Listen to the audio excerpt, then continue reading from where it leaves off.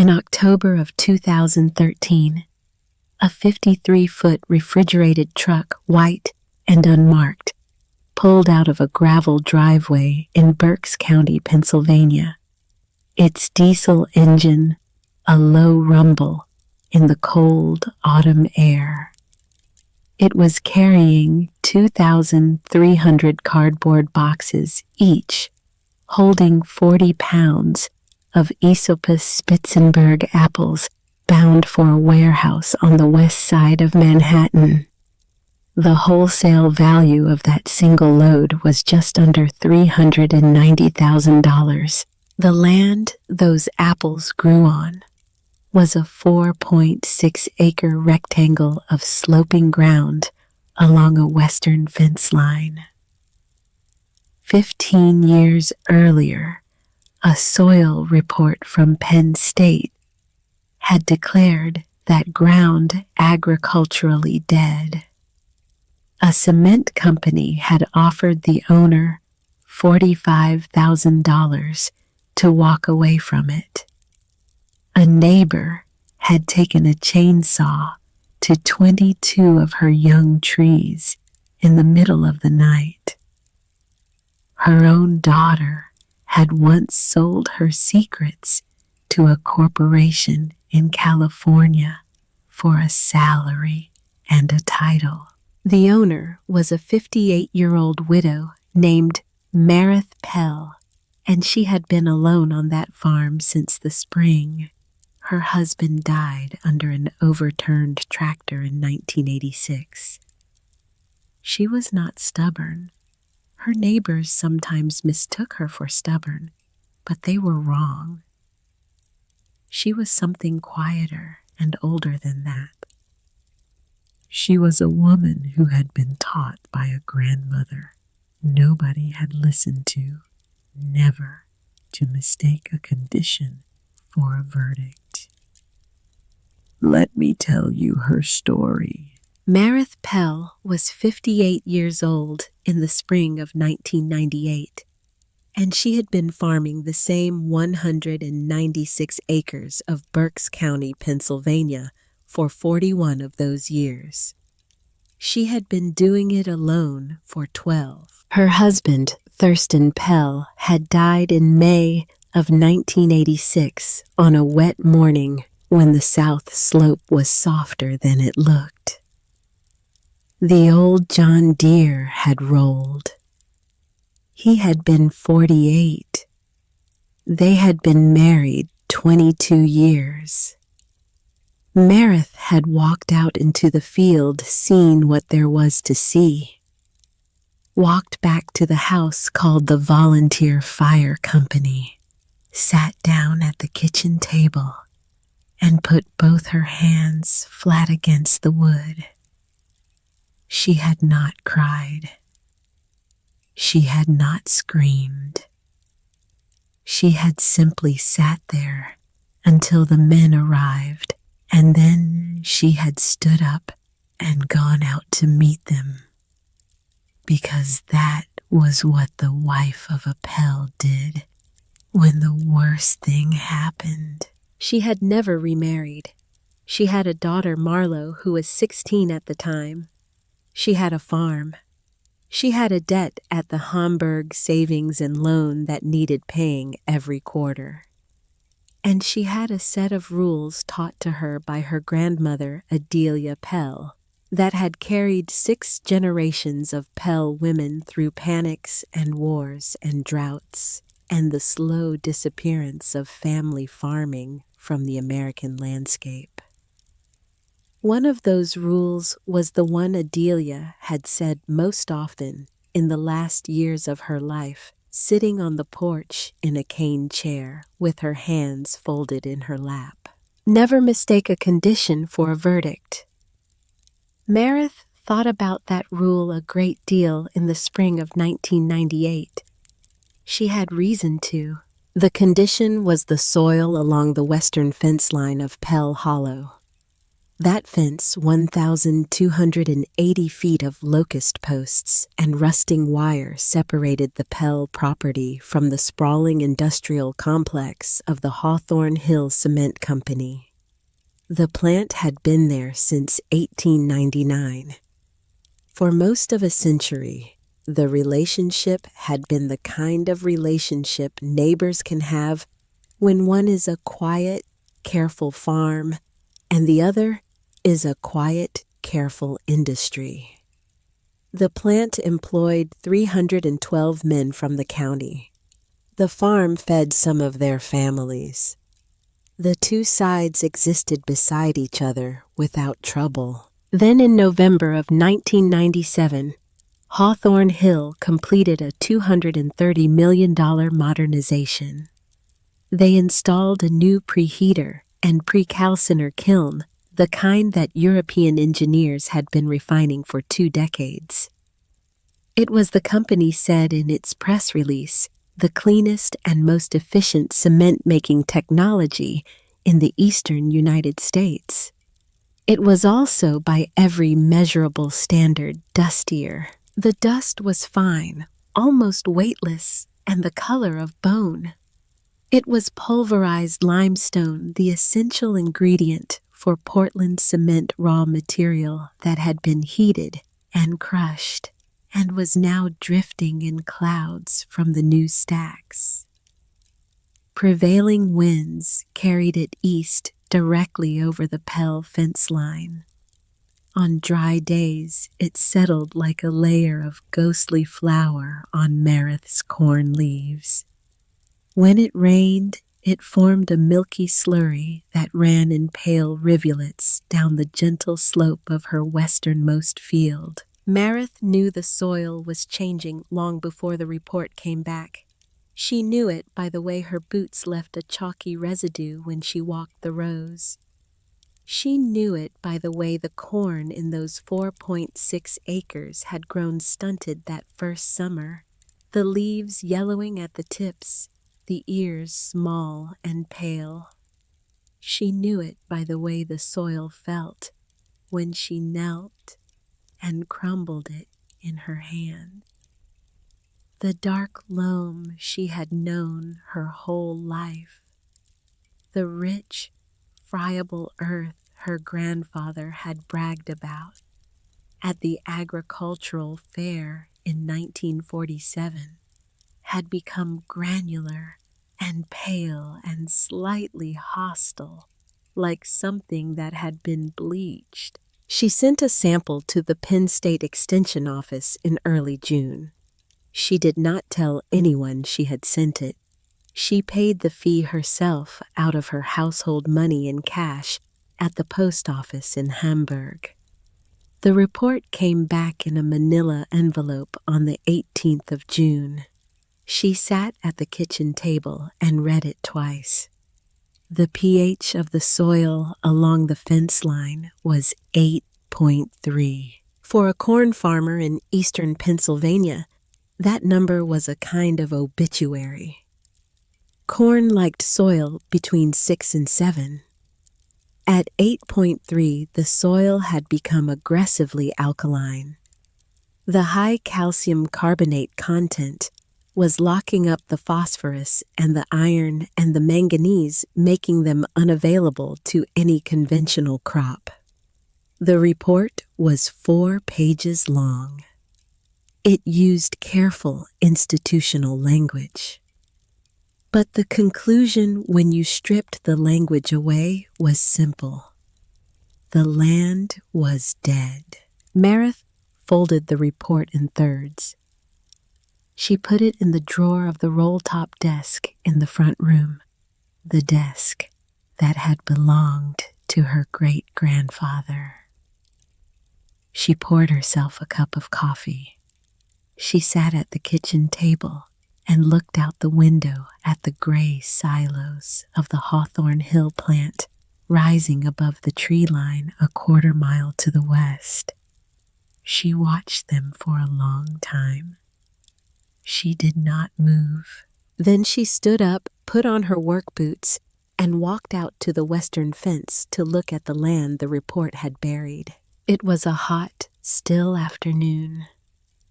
The kind of afternoon when sound carries strangely.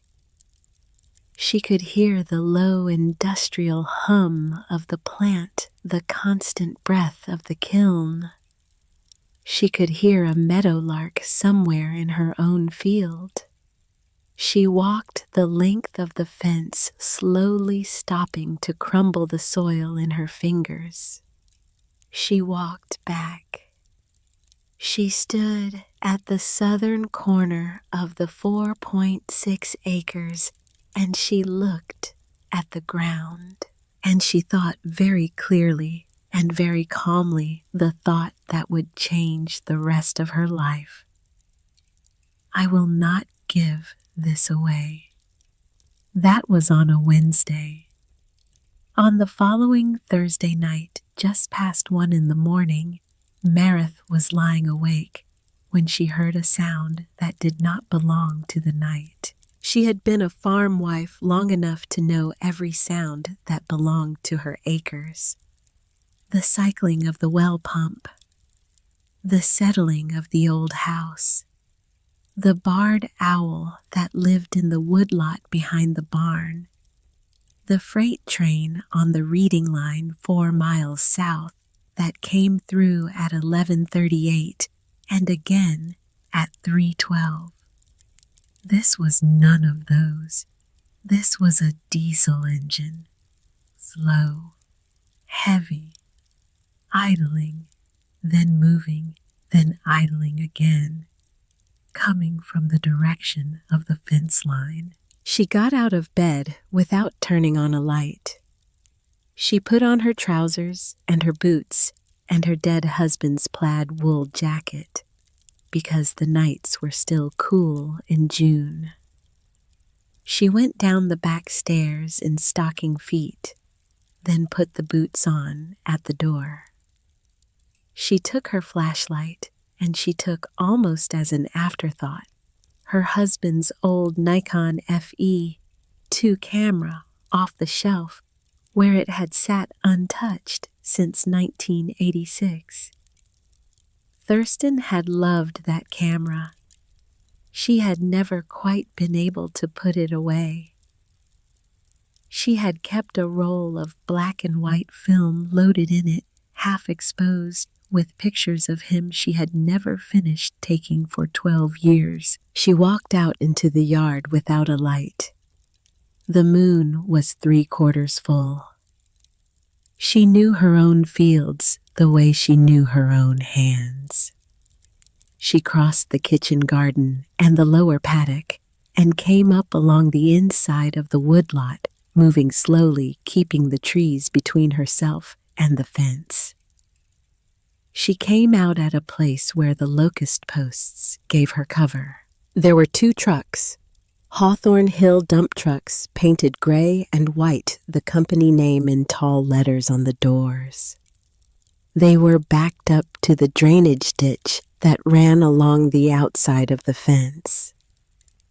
3 men in coveralls and reflective vests were working at the back of the lead truck, operating the hydraulic lift.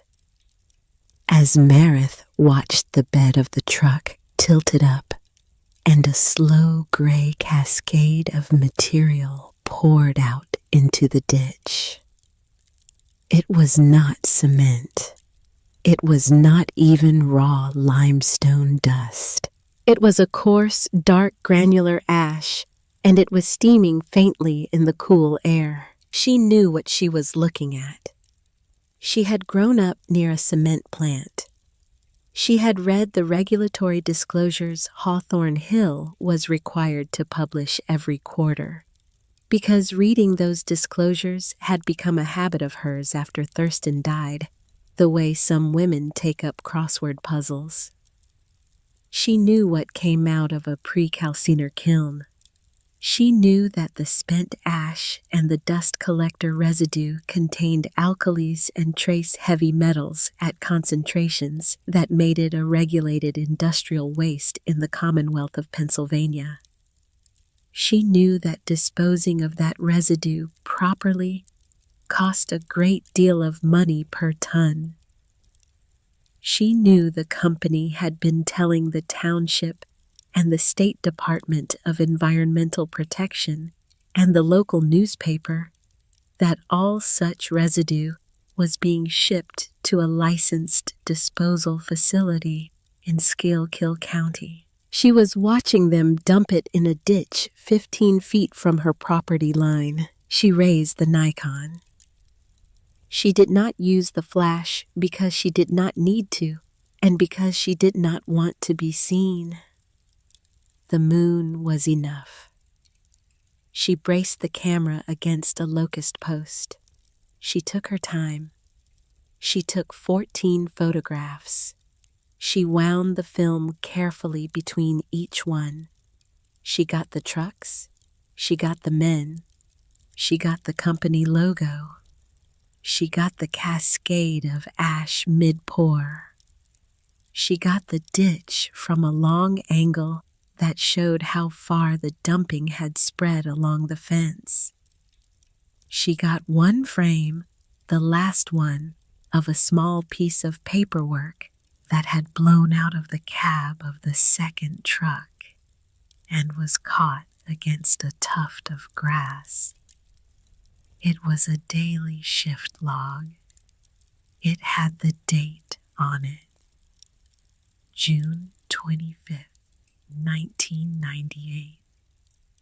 She would not be sure until she developed the film 3 days later.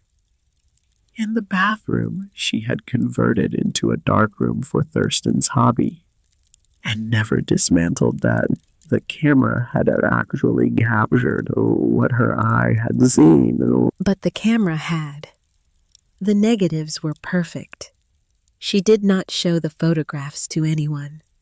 She did not tell anyone what she had seen.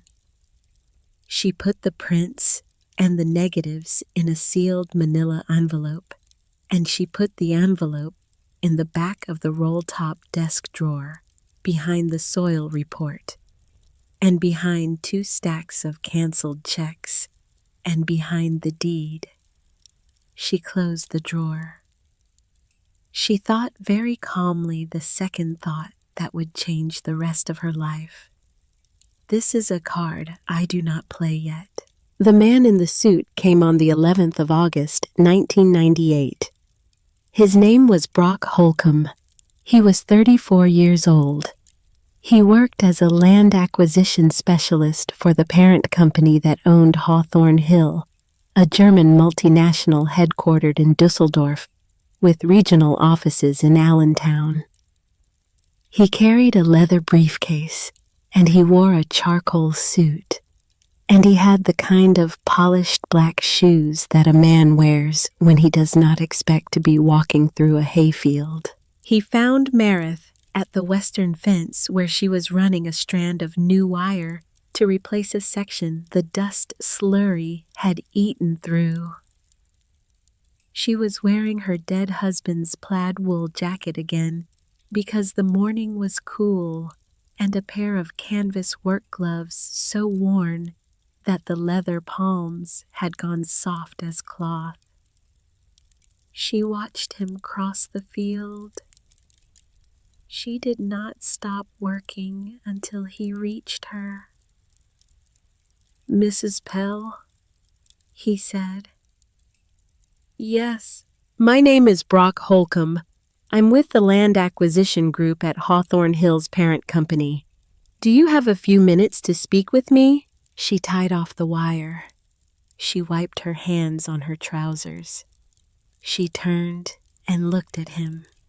She was a small woman, 5 feet 3 inches, weathered into a permanent squint by 41 years of looking at the Pennsylvania sky. He was 6 feet tall and clean-shaven, and his hair was cut the way men's hair was cut in the corporate offices of Allentown. She looked at him for a long moment without speaking. He held her eyes longer than most men would have.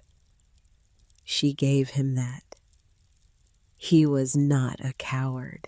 "Yes," she said. He opened the briefcase against the hood of his rental car, which he had driven to the end of the dirt track, and parked there. He produced a folder. The folder contained soil reports and topographical maps with shaded overlays and projected crop yield losses calculated to 3 decimal places. He laid them out one by one. He went through them with the practiced patience of a man who had done this 100 times before.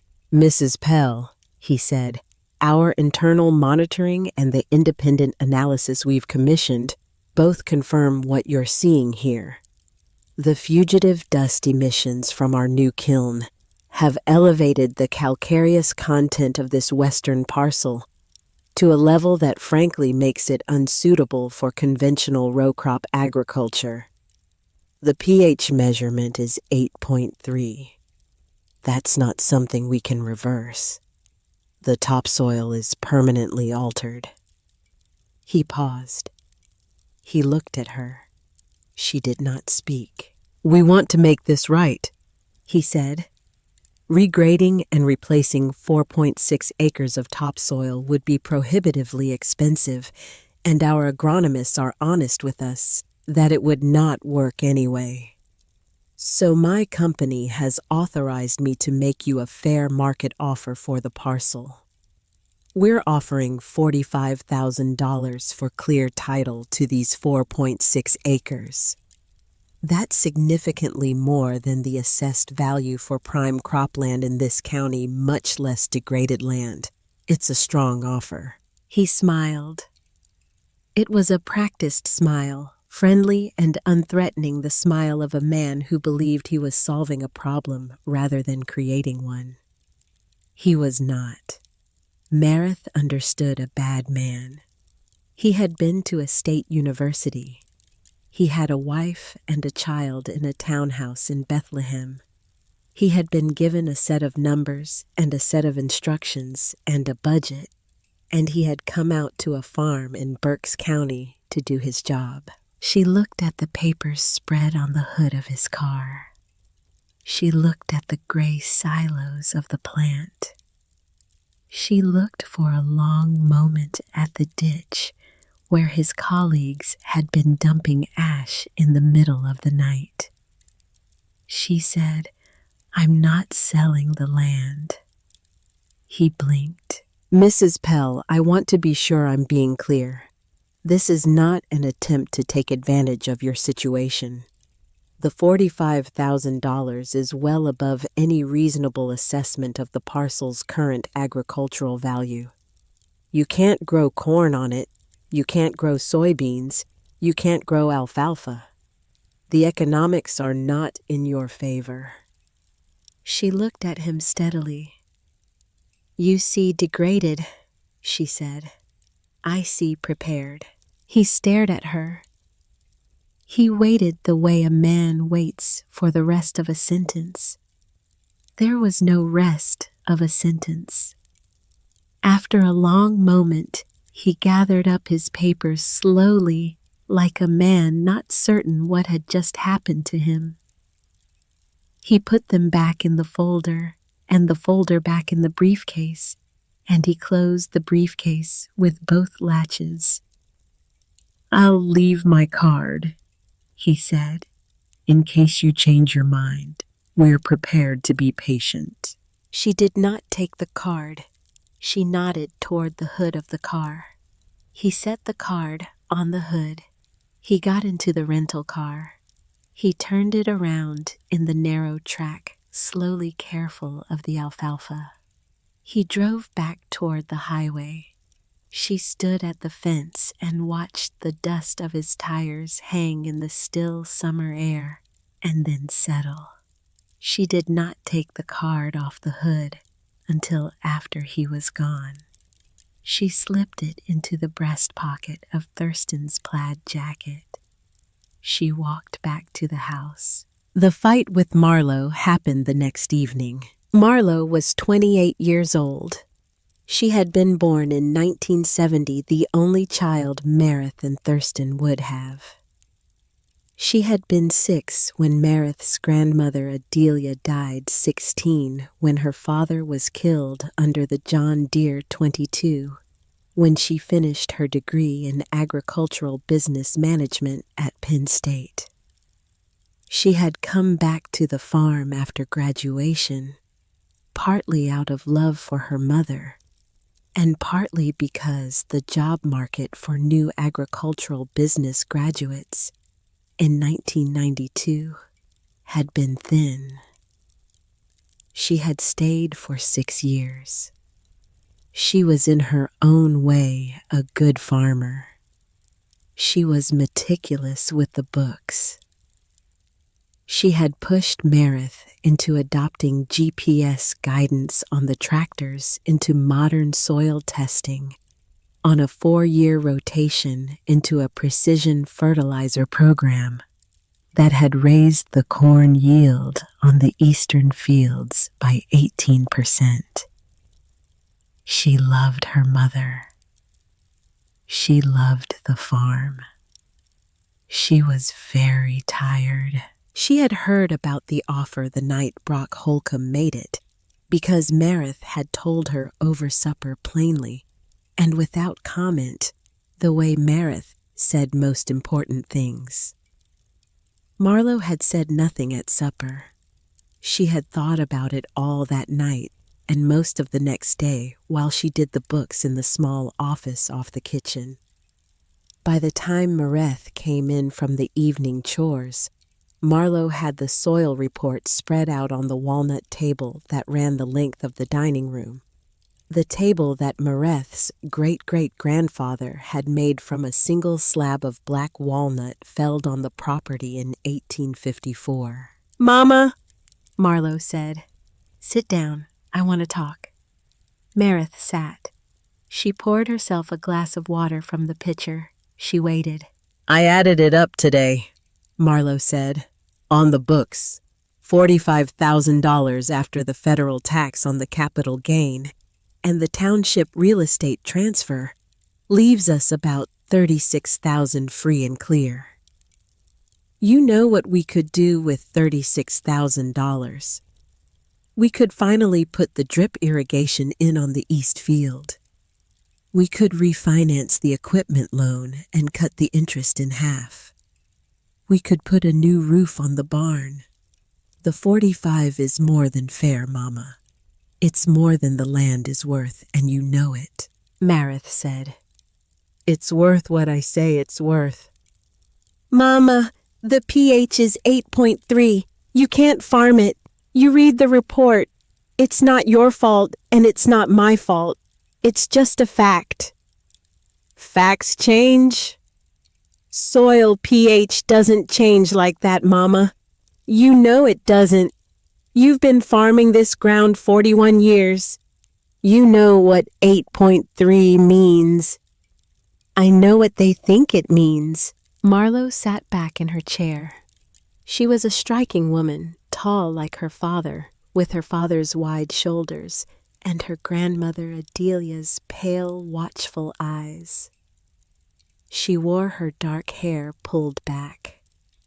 She had on a clean cotton blouse and a pair of trousers because she was a person who dressed for the office, even when the office was at the end of a hallway in a 180-year-old farmhouse. "Mama," she said more gently, "I love this farm. I love what Daddy built and what your daddy built and what Grandpa Cyrus built before him. But this isn't 1850. We don't get to keep land just because we love it. We have to keep land because it pays. And those 4.6 acres aren't paying. They're costing us every single quarter in reduced yield and in equipment wear from the dust. We are going to be making payments on a piece of dead land for the next 30 years if we don't take this offer." Meredith said nothing. Will you at least think about it? Marlowe said. Meredith looked at her daughter for a long moment. I am thinking about it, she said. I am thinking about it more carefully than you know. That night, after Marlowe had gone to bed, Meredith went into the front room. She lit the small brass lamp on the roll-top desk. She unlocked the bottom drawer with a key she kept on a chain around her neck. She lifted out a cedar chest, an old one, no bigger than a child's suitcase. The wood was dark and oiled by a century of handling. The latch was tarnished brass.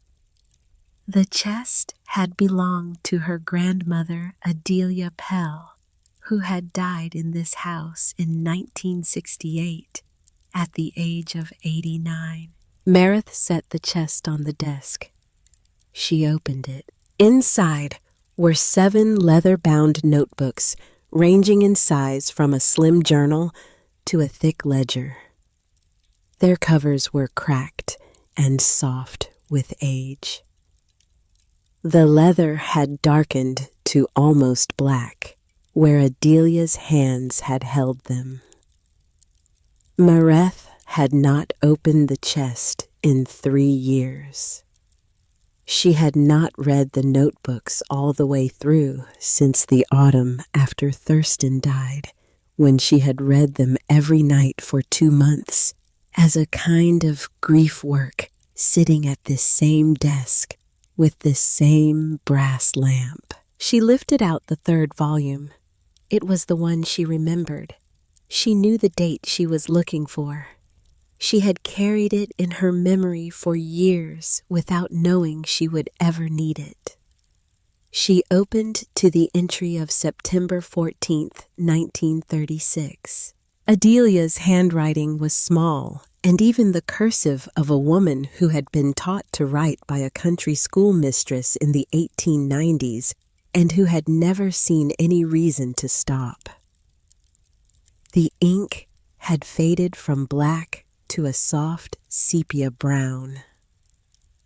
Meredith held the brass lamp close. The entry began, "Today I walked the abandoned Tilghman quarry south of Virginsville looking for fossil ferns. I found something more interesting than a fern. Growing from a fissure in the southwest face of the limestone and soil that is barely soil at all, and that I would estimate at a pH no lower than 8, there is an apple tree.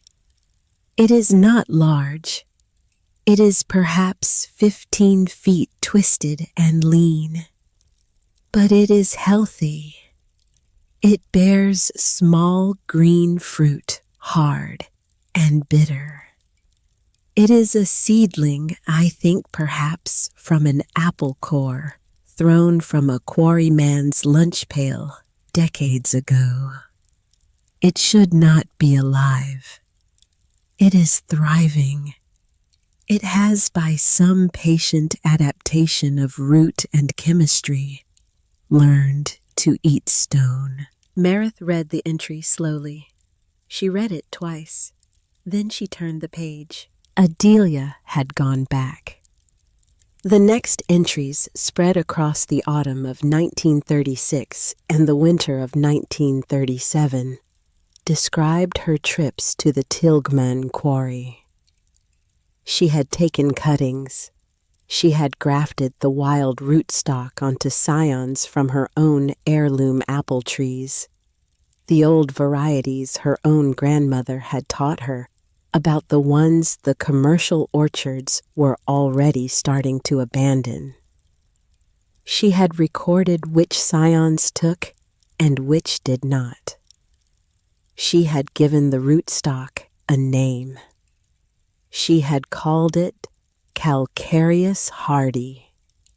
She had grafted 40 Esopus Spitzenbergs, 40 Northern Spies, 40 Roxbury Russets, 36 Baldwins. And then, on a page dated April 3rd, 1937, Marith came to the entry she had not remembered. She had read it once 15 years before, and her grief had not let her hold on to it. She held on to it now. I have planted 7 of the trial trees in the small plot behind the old smokehouse where the soil is poor and the maples shade out anything tender. I have not told Cyrus because he would say I am wasting strong scion wood on a fool's experiment. But I will tell you my book, and my book will keep the secret until the day comes when it is needed. The Hawthorne Hill Cement Works has been operating now for 37 years. The new kilns they installed last summer are throwing dust over our western boundary. The wind brings it east our way every dry afternoon. I do not believe my husband will live to see the day when those 4 acres along the western fence become too alkaline to grow corn. I do not believe my son will live to see it either. But I believe one of his children or one of theirs will. When that day comes, the trees behind the smokehouse will be 60 or 70 or 80 years old. They will be twisted and unproductive and overgrown, but they will be alive. And the rootstock they grow on will be the rootstock that has already learned to do what the land will then require. That is the inheritance I am leaving for whoever comes. Not money, not land alone.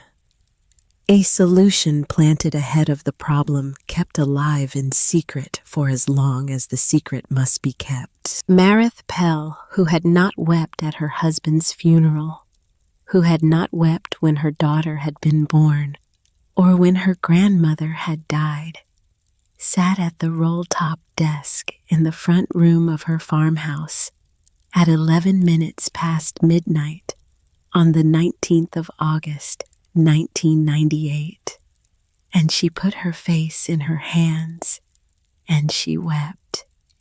She wept for a long time. When she was finished, she put the brass lamp out. She closed the chest. She went out the back door of the kitchen without a flashlight because the moon was still bright. She walked across the yard and along the inside of the woodlot and around the back of the oldest barn to a place she had not been in many years. The smokehouse was gone. It had been pulled down before Marith was born. But the foundation stones were still there, gray and lichen-covered, half buried in the grass.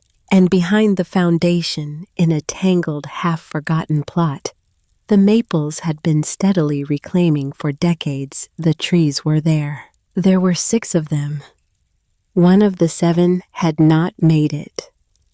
The 6 that had were old, now 61 years old, by Marith's count, gnarled and lean and overgrown with brush. 2 had broken limbs from ice storms. One was leaning at a hard angle from the weight of the maples crowding it. They had not been pruned in living memory. They had not been fertilized. They had been forgotten so completely that Marith herself, who had walked this farm her entire life, had simply registered them as old, wild trees and had never thought to ask what they were. She walked from one to the next in the moonlight. She put her hand on the bark of each one. The bark was warm from the day. She knelt down at the foot of the oldest of the 6. She picked up a handful of the soil. It was thin and chalky. The maples had not enriched it the way maples usually did, because something in the rootstock had been altering the local chemistry for 60 years, she said quietly into the dark to a woman who had been dead for 30 years. I see you, grandmother. I see what you did. I see what you left me. She stayed there for a long time. She walked back to the house at almost 2 in the morning. She did not sleep. She made coffee. She sat at the kitchen table in the dark with the cup in front of her, and she watched the gray dawn come up over the silos of Hawthorne Hill. She had decided. She found the card 3 days later.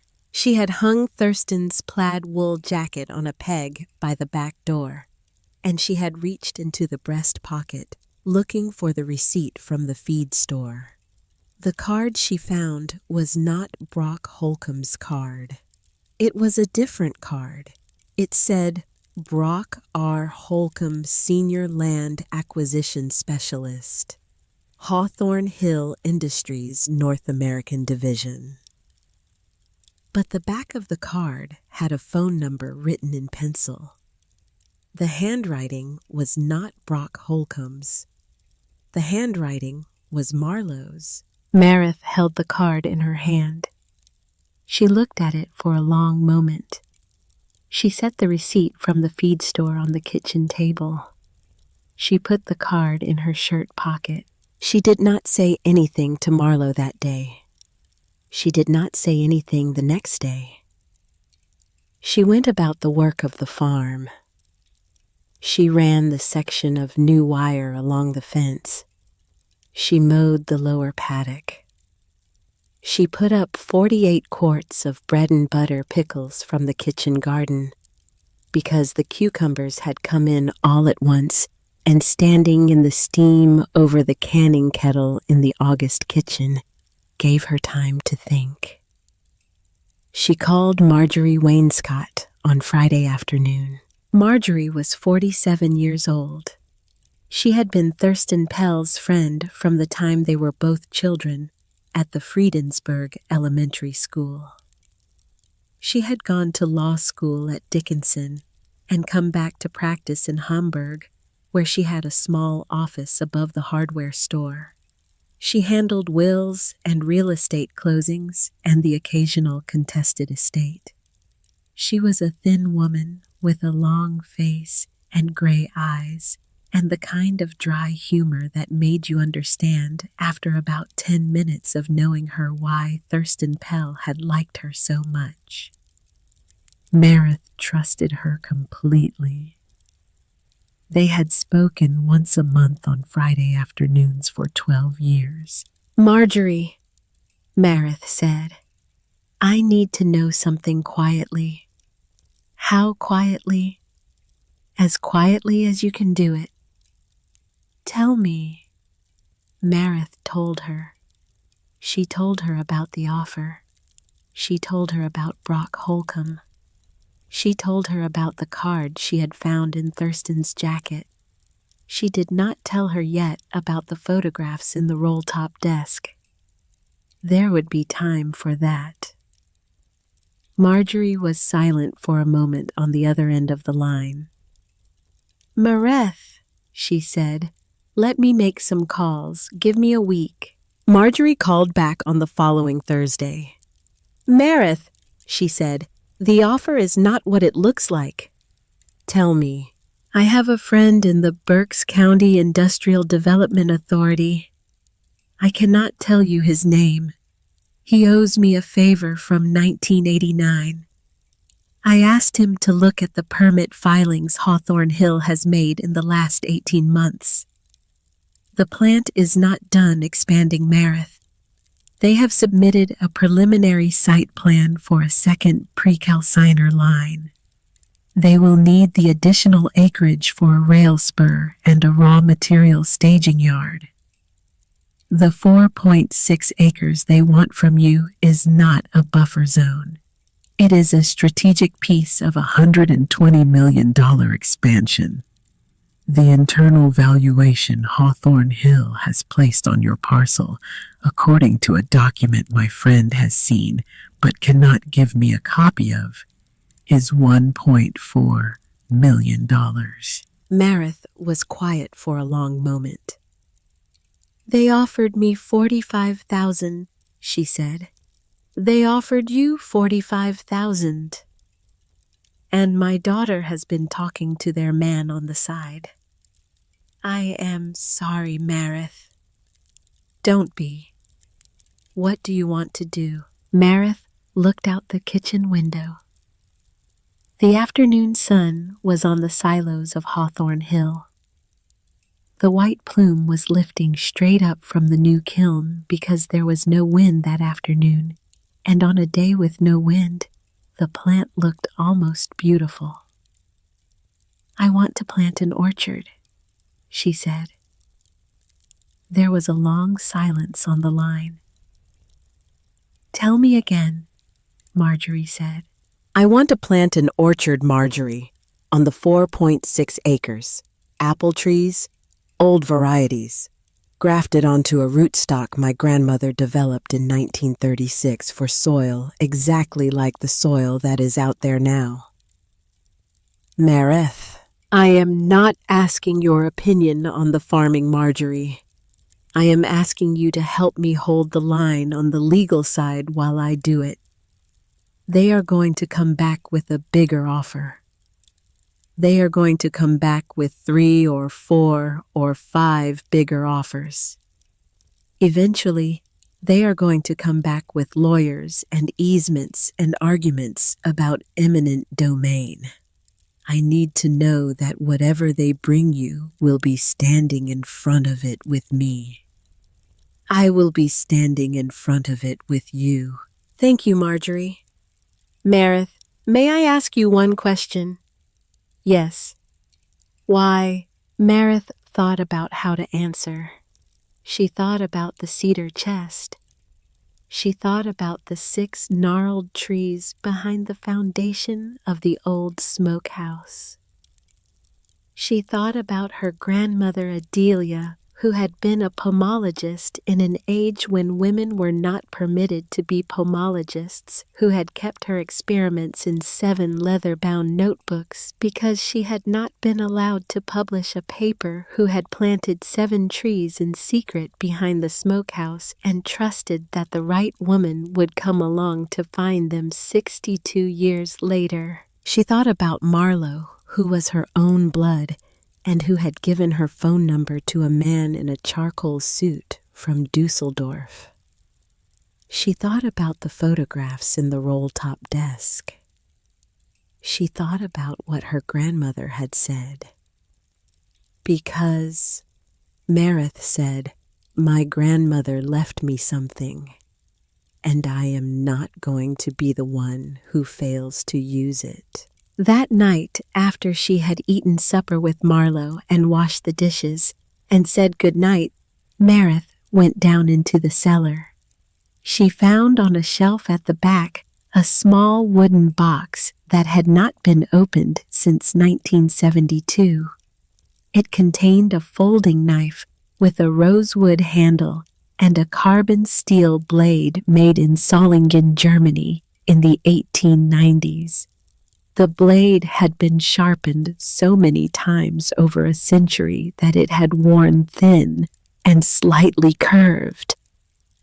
It was her grandmother Adelia's grafting knife. Adelia had used it for 50 years. Marith's mother had inherited it and used it for 20 more in the small kitchen orchard behind the house. Marith had put it away after her mother died. She brought the knife up to the kitchen. She sharpened it on a whetstone at the kitchen sink.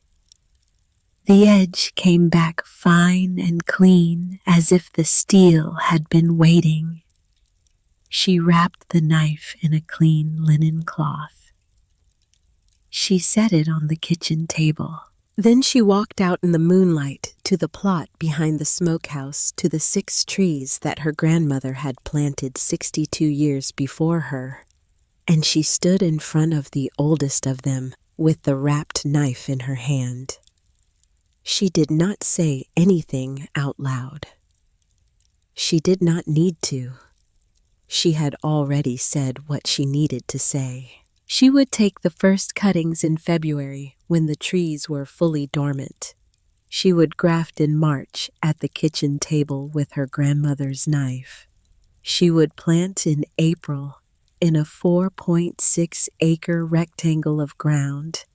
A multinational German corporation had declared dead on a fence line where men had been dumping illegal industrial ash in the middle of the night, against the wishes of her own daughter, with the help of an old friend in the 7th decade of her own life. She did not know yet that her daughter would betray her again more deeply in 9 years.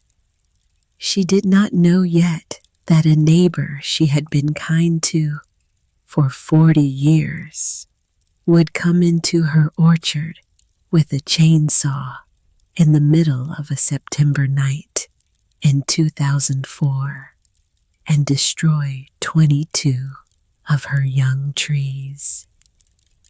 She did not know yet that the company would come back and come back and come back each time with more lawyers and bigger offers and more dangerous threats. She did not know yet that a man from Manhattan named Cyrus Penhallow would, on a cool morning in October of 2013, eat a Aesopus Spitzenberg apple grown on this soil and close his eyes and offer her $4.20 a pound for the entire harvest. She did not know yet that Brock Holcomb himself, 19 years older and stripped of everything he had brought with him on the day he first came to her fence, would come back to her gate one November afternoon in 2017 with nothing to offer but his 2 hands. She knew none of that. She knew only that her grandmother had left her a tree that had learned to eat stone. And she had decided to trust the tree. The winter of 1998 into 1999 was a cold one in Berks County. The first hard freeze came on the 8th of November, and the ground did not thaw again until the 2nd week of March. Meredith Pell spent that winter preparing. She did not tell Marlowe what she was preparing for. Marlowe knew, of course, that her mother had refused the offer. Marlowe knew because she had heard the phone calls with Marjorie Wainscott through the thin walls of the old farmhouse that her mother was consulting a lawyer. Marlowe did not know about the cedar chest or the 6 trees behind the smokehouse or the photographs in the roll-top desk. She did not know about her own card, the one she had given to Brock Holcomb in a parking lot in Hamburg on the 17th of August, with her own phone number written on the back in pencil. She did not know that her mother knew. She suspected. She watched her mother carefully through the winter, the way a daughter watches a mother she has wronged but not yet been called to account for. She waited. Meredith let her wait. In February, on a still morning when the temperature was 21 degrees and the trees behind the smokehouse stood black and skeletal against a pewter sky, Meredith went out with a pair of bypass pruners and a canvas tote and her grandmother Adelia's grafting knife in her coat pocket. She took 160 dormant cuttings from the 6 surviving trees, working slowly, choosing the previous year's growth, each piece about the thickness of a pencil and 8 inches long.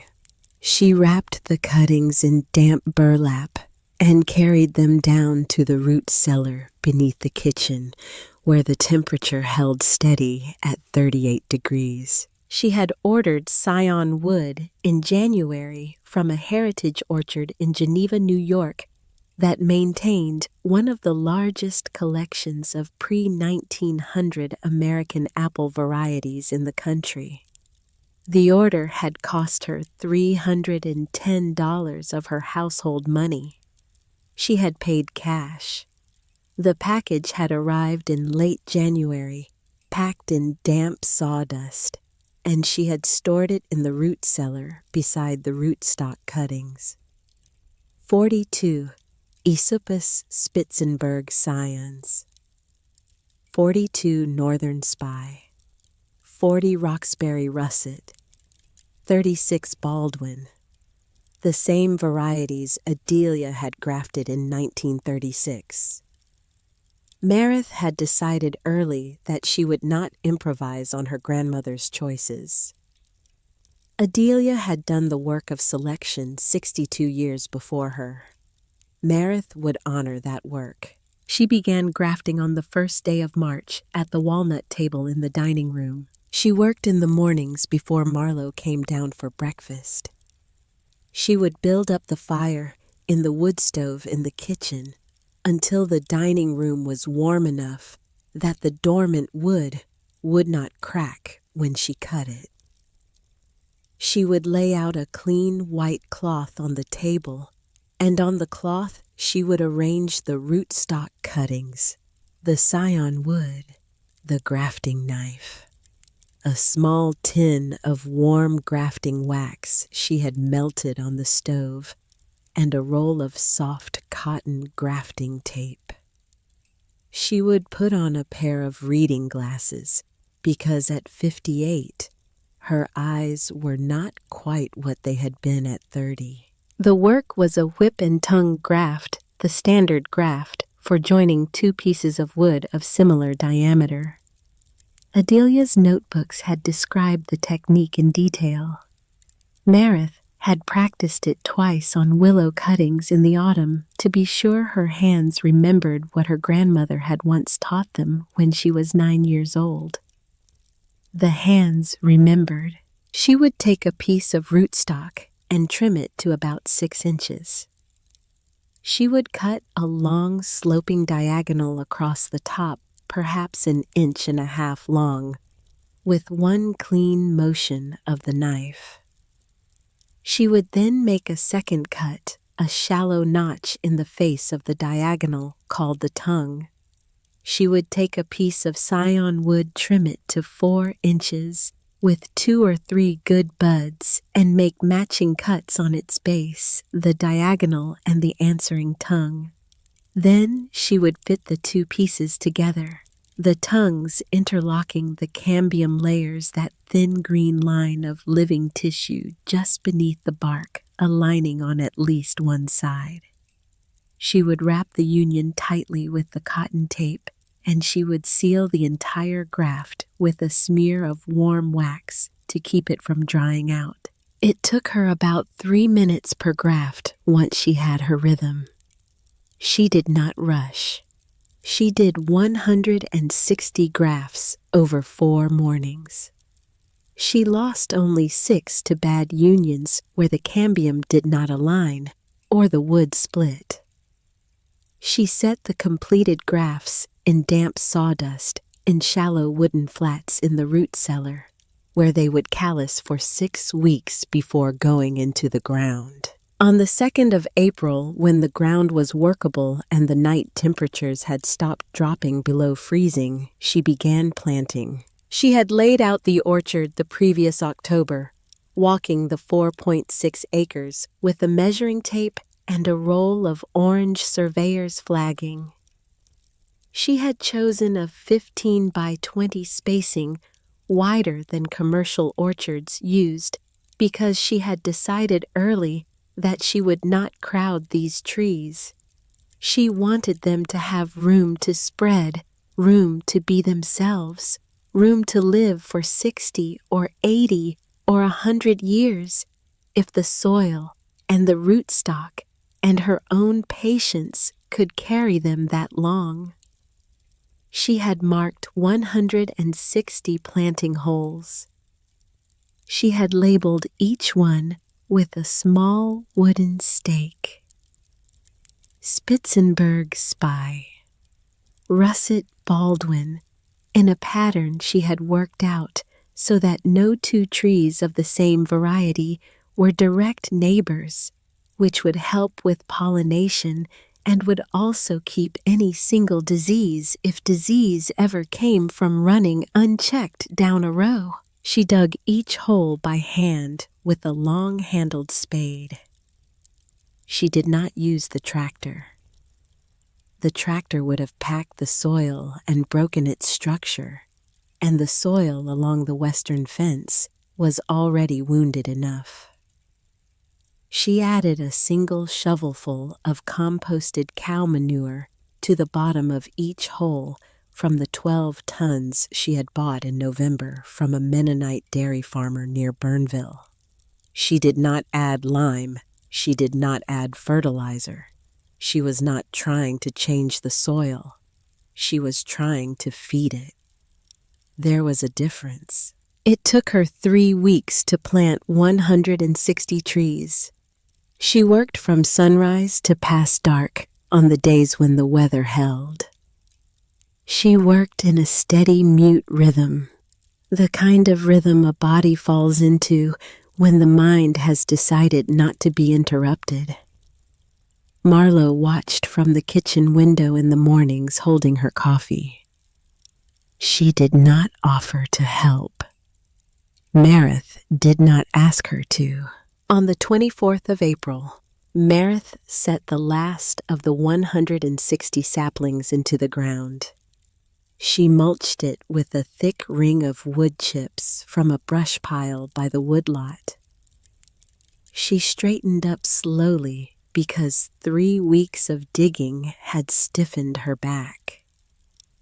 She stood at the southern end of the rectangle and she looked north along the rows. The orchard looked like nothing. 160 thin, fragile switches each, no thicker than her thumb and no taller than her hip, standing up in a field of pale, chalky soil that ran in faint white streaks down the slope toward the cement plant. From a distance, you would not have been able to see the trees at all. You would have seen a field that someone had inexplicably planted with sticks. She walked back to the house. She did not say anything to Marlowe. She washed her hands at the kitchen sink. She made supper. The first year was hard. 38 of the 160 saplings died by the end of the first summer. Some failed at the graft union. Some lost their tops to a late frost in early May. Some were stripped by deer that came through the broken section of the western fence before Meredith could replace the fencing with woven wire. One was killed by a vole that girdled the trunk just below the soil line in February. By the end of the first growing season, 24% of her planting was dead. Marlowe noted the failure rate over supper one evening in October. "That is a 24% loss," she said. On a 160 tree planting that cost about $1,100 in scion wood and rootstock preparation, you have lost about $265 of stock, plus the manure and the labor. You will need to replant 38 trees in the spring.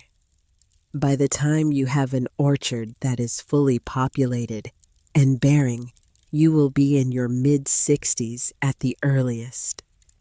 and you will have invested somewhere between $8,000 and $10,000 of cash and 4,000 or 5,000 hours of your own labor against an expected return that even in a good year with apples selling at the going commodity rate of about 14 cents a pound would barely pay your property tax. Marith poured Marlowe another cup of coffee. "That is correct," she said.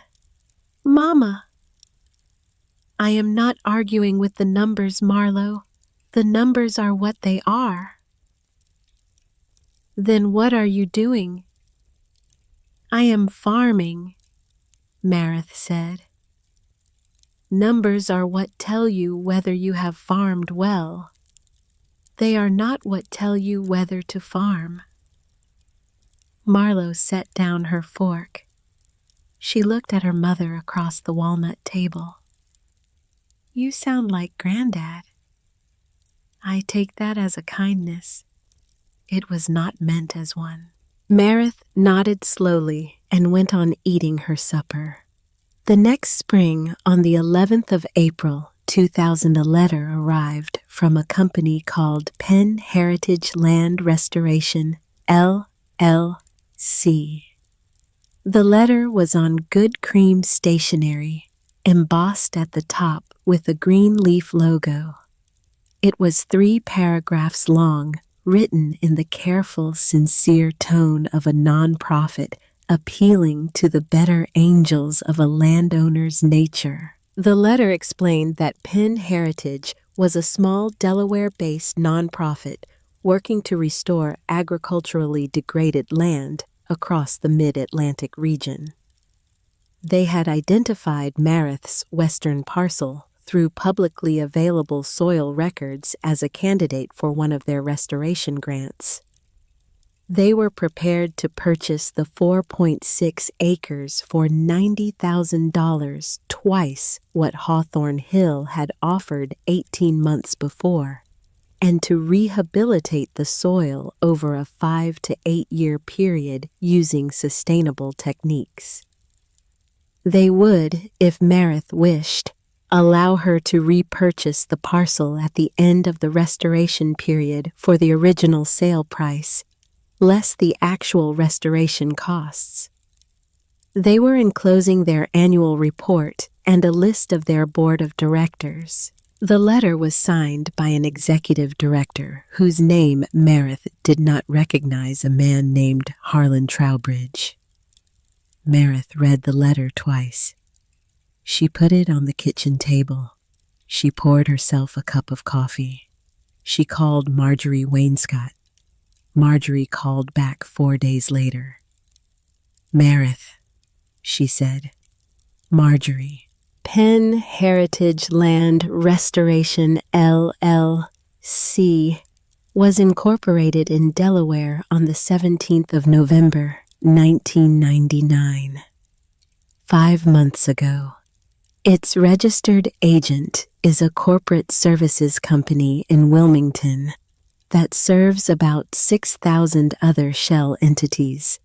Its mailing address is a private mailbox in a strip mall in Newark, Delaware. Its annual report lists 3 directors, all of whom appear to be junior associates at a law firm in Philadelphia. That law firm represents Hawthorne Hill Industries in their North American real estate matters." Marith was quiet for a moment. "How sure are you?" she said. "Sure enough that I would put my license on it. They are trying to buy your land with a clean face on it. They thought you might say yes to a nonprofit when you had said no to a corporation. And the offer to let me buy it back." "They will never let you buy it back, Marith. They will absorb the costs into the restoration, and the restoration costs will, by remarkable coincidence, come to $90,000. You will get back nothing." Marith said, "Thank you, Marjorie." "What do you want to do?" "Nothing. I do not want to do anything. I will not answer the letter. They can wait to be told no by my silence. They will try again. I know they will. She did not answer the letter. Penn Heritage Land Restoration LLC sent 2 follow-up letters over the next 4 months, each one slightly warmer, slightly more concerned, slightly more confused that she had not responded. The 3rd letter was the last. After that, they stopped writing. The orchard grew slowly. In the spring of 2001, she replanted the 38 failed saplings. She made the new grafts with the same care at the same walnut table, and she lost only 9 of the second planting that year. By the end of 2003, she had a working orchard of 145 trees. They were 5 years old. They were no longer fragile. The oldest of them were 8 feet tall, with the first faint architecture of bearing wood beginning to show on their lateral branches. The soil along the western fence had begun very quietly to change. She did not till the orchard. She mowed between the rows with a small reel mower that she pushed by hand, because a riding mower would have been too heavy for the soil structure she was trying to build. She top-dressed every autumn with another 12 tons of composted manure spread by hand with a shovel and a wheelbarrow. The earthworms came back first in the 2nd year. Then the soil began to darken in the top inch, then in the top 2 inches, then in the top 4. The pH did not change. A pH of 8.3 was a chemistry of the underlying parent material of the limestone dust that had been settling for years and was now bound into the lower horizons. The pH stayed where it was, but the surface, biology, the world of microbes and fungi and root associations where the trees actually lived and ate began to come back. In the autumn of 2003, the orchard bore its first apples, 18 bushels in total from 145 trees that were not yet old enough to bear in any serious way. The apples were small. Most of them were undersized, and a few of them were misshapen, and the Roxbury russets especially looked like nothing that any reasonable shopper at a supermarket would put in a cart. But Meredith had not grown them for the supermarket. She picked the harvest by hand in 3 long October mornings with a canvas picking bag slung over one shoulder. She set the bushels on a cart in the equipment shed. She sorted them by variety. She loaded the cart into the back of her old Ford pickup. She drove down to the farmer's market in Reading on a Saturday morning in the 3rd week of October. She did not have a sign. She did not have a stall. She paid the $8 fee for a folding table and set the bushels on the table in 3 rows. She wrote the names of the varieties on small index cards in pencil and propped the cards against the bushels. She did not call out to anyone. She sat behind the table in her plaid wool jacket and watched the market come and go. A woman in her late 40s stopped at the table. She was wearing a green raincoat. She picked up a Roxbury russet. She turned it in her hand. "This is a very ugly apple," she said. "It is," Marith said. "Do you grow these?" "I do." "Where?"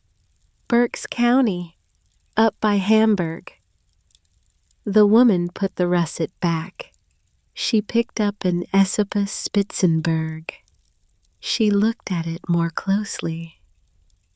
"My grandmother used to grow Spitzenbergs," she said. "I have not seen one in 40 years. "Try it," Marith said. The woman hesitated. Then she took the apple. Then she took a bite. She chewed slowly. She did not say anything for a long moment. Her eyes had changed. "Where?" she said. "Pell Hollow, north of Hamburg, on the Hawthorne Hill Road." "How much?" $2 a pound. The woman bought 12 pounds. She came back the next Saturday and bought 30 pounds. She came back the third Saturday and bought what was left, which was about 90 pounds, and she paid with 3 20s and a 10, and she did not ask for change. Her name was a woman Marith would not remember, because the woman was the first of many, and Marith had not yet learned to write down the names of the people who had begun to find her. On the evening of the 14th of September, 2004, the orchard was attacked. Marith heard the chainsaw at 12 minutes past 2 in the morning. She knew the sound immediately.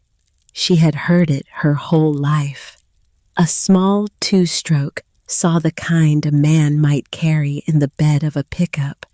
It was running in a quick, vicious rhythm, cut and stop working through soft green wood. She got out of bed.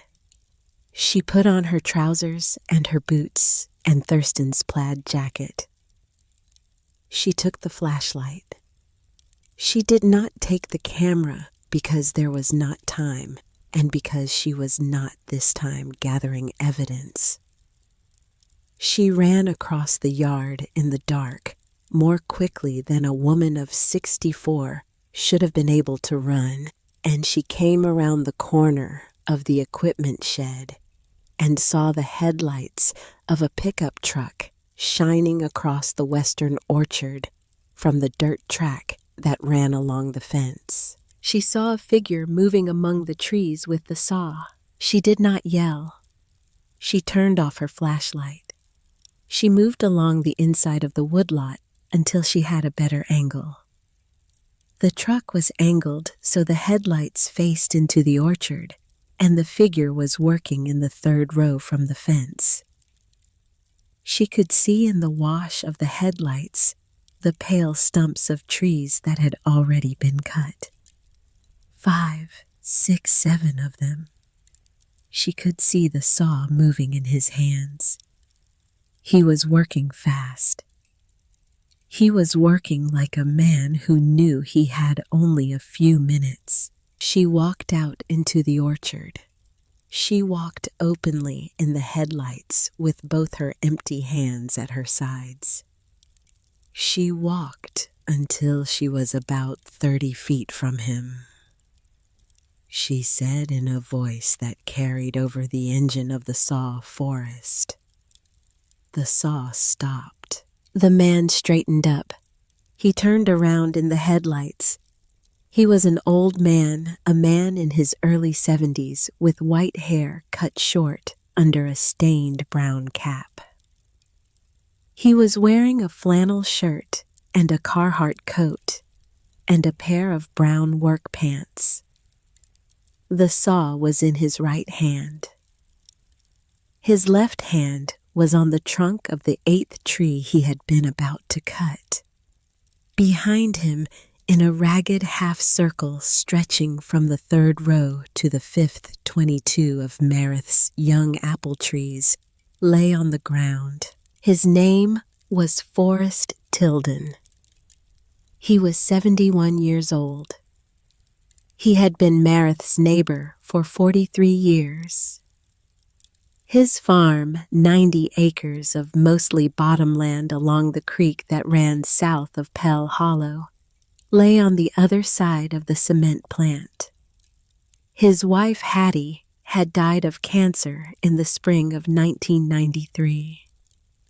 He had been to Thurston Pell's funeral in May of 1986 in a black suit, and he had hugged Meredith at the church door, and he had said, "Anything, Meredith, anything at all." And after the funeral, he had brought her every Sunday for a month a glass-covered casserole dish of his late wife's recipe for chicken and biscuits, the dish heavy and warm from his oven, and he had set it on her porch and walked away without knocking. In June of 1991, 7 years before Hawthorne Hill had begun to put the dust on Meredith's western fence, Forrest Tilden had sold his 90 acres to Hawthorne Hill Industries for $1,200 an acre. The company had wanted his land for an expansion that in the end they had never built. They had sat on the parcel for a decade, leaving Forrest and Hattie as tenants in their own farmhouse, paying a small monthly rent for the right to live in the house they had built together in 1957. Forrest had taken the deal because Hattie's cancer treatments had eaten through their savings, and because at 66 and with no children to take over, he had not seen another way through. He had told Meredith about the sail weeping on her porch on a July evening in 1991. He had said, I had no choice. He had no choice. Meredith looked at him in the headlights of his truck at 2 a.m. on the 15th of September, 2004, and she did not say any of what she had thought in the seconds it had taken her to cross the orchard. She did not say, "You sold for $1,200 an acre, and you have lived for 13 years watching me refuse to sell at any price, and you cannot bear it." She did not say, "You are not destroying my orchard because Hawthorne Hill paid you to. You are destroying it because you cannot stand that I might win the thing you lost."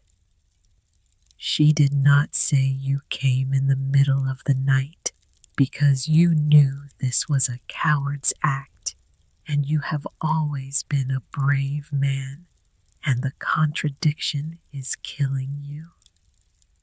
She did not say any of that. She said, "Forrest, put the saw down." He looked at her. He looked at the ground. He set the saw down. He turned off the engine. The silence after it stopped was enormous. He stood there in the headlights with his shoulders shaking. He did not look up. "Meredith," he said. His voice was wrecked. "Forrest," she said. "Get in your truck, drive home. Take the saw with you so the sheriff has nothing to find in the morning. Do not come back to this orchard tonight or any other night. Do not speak of this.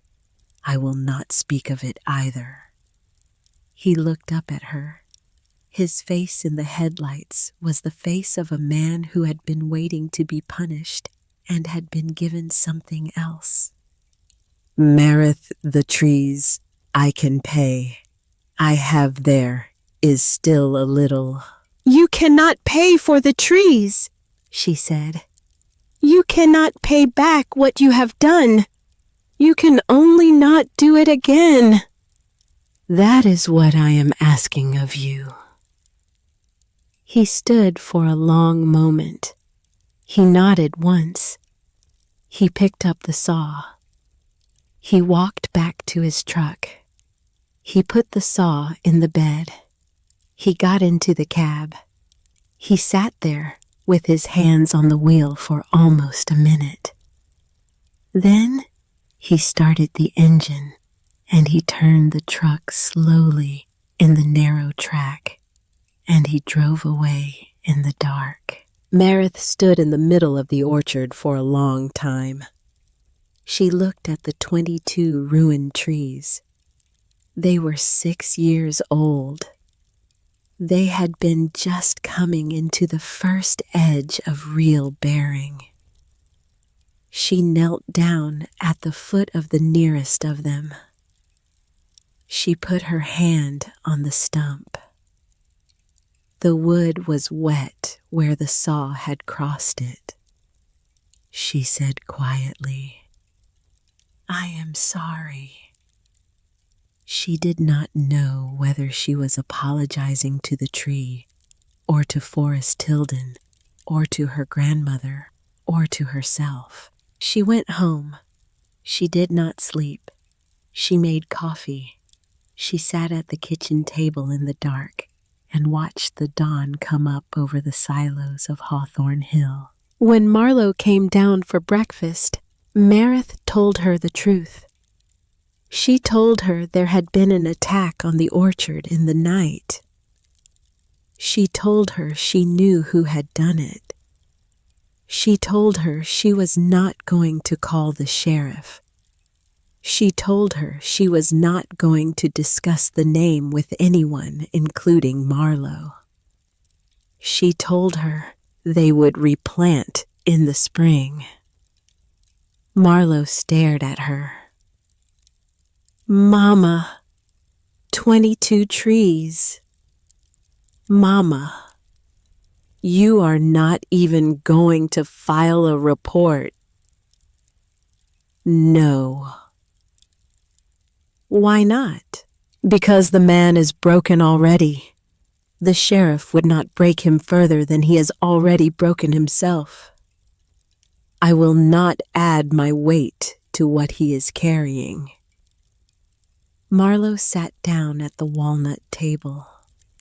She put her hands flat against the wood. She did not speak for a long time. When she spoke at last, her voice was not the voice of a businesswoman counting losses. It was the voice of a daughter. "Mama, I do not understand you." "I know," Meredith said. "I know you do not. It is all right." Hawthorne Hill filed for a utility easement across the orchard on the 3rd of February, 2005. The filing was a thick document, 87 pages, with attachments submitted to the Berks County Court of Common Pleas. It argued that the cement plant required a buried natural gas line to feed an auxiliary heating system for the new precalciner, and that the most direct route for this line ran through the western edge of the Pell property. The proposed easement was 40 feet wide and ran the full length of the western fence, cutting through the 3rd and 4th rows of the orchard. Hawthorne Hill was prepared to compensate the Pell family for the easement at a generous rate, the filing said, of $18,000 per linear acre. Marjorie Wainscott called Meredith the morning the filing was published. "They are trying to take it by another door," she said. "Yes." "It is a 16-month fight, Meredith, maybe longer. They have 3 full-time lawyers in Philadelphia working on the filings. I am one woman in an office above a hardware store in Hamburg." "You are not one woman, Marjorie. You have something else." "What?" "You have a photograph. 14 photographs." There was a long silence on the line. "Meredith," Marjorie said, I have known you for 30 years, and I do not know what you are talking about. Marith told her about the night of the 25th of June, 1998. She told her about the trucks, the men, the cascade of ash. She told her about the Nikon and the moonlight. She told her about the manila envelope in the bottom drawer of the roll-top desk. She told her about the daily shift log she had photographed by accident, dated and signed, that proved the dumping had taken place on that specific night by Hawthorne Hill employees on the clock. Marjorie was quiet for a long moment. Marith Pell, she said. How long have you been sitting on this? 6 years and 8 months. Why? Because I was waiting for the day when I would need it more than I had needed it the day before. Marjorie laughed softly into the phone. It was a tired laugh. It was also, Marith thought, a respectful one. Send me the negatives, she said. Not the prints. The negatives. And a sworn affidavit from you describing what you saw and when you saw it. I will draw it up. We are going to win this easement fight, Marith, and we are not even going to file a counterclaim. We are going to win it the way a country lawyer wins things. We are going to make a single phone call to the right lawyer in Philadelphia, and we are going to describe what we have, and we are going to ask him whether his client would like this matter to go away. Will it work? It will work for now. And later. Later, they will come back with something else, Marith. They will keep coming back. But every time they come back, the photographs will still exist. The photographs will be the wall behind your wall. As long as you have them, they cannot come at you head on.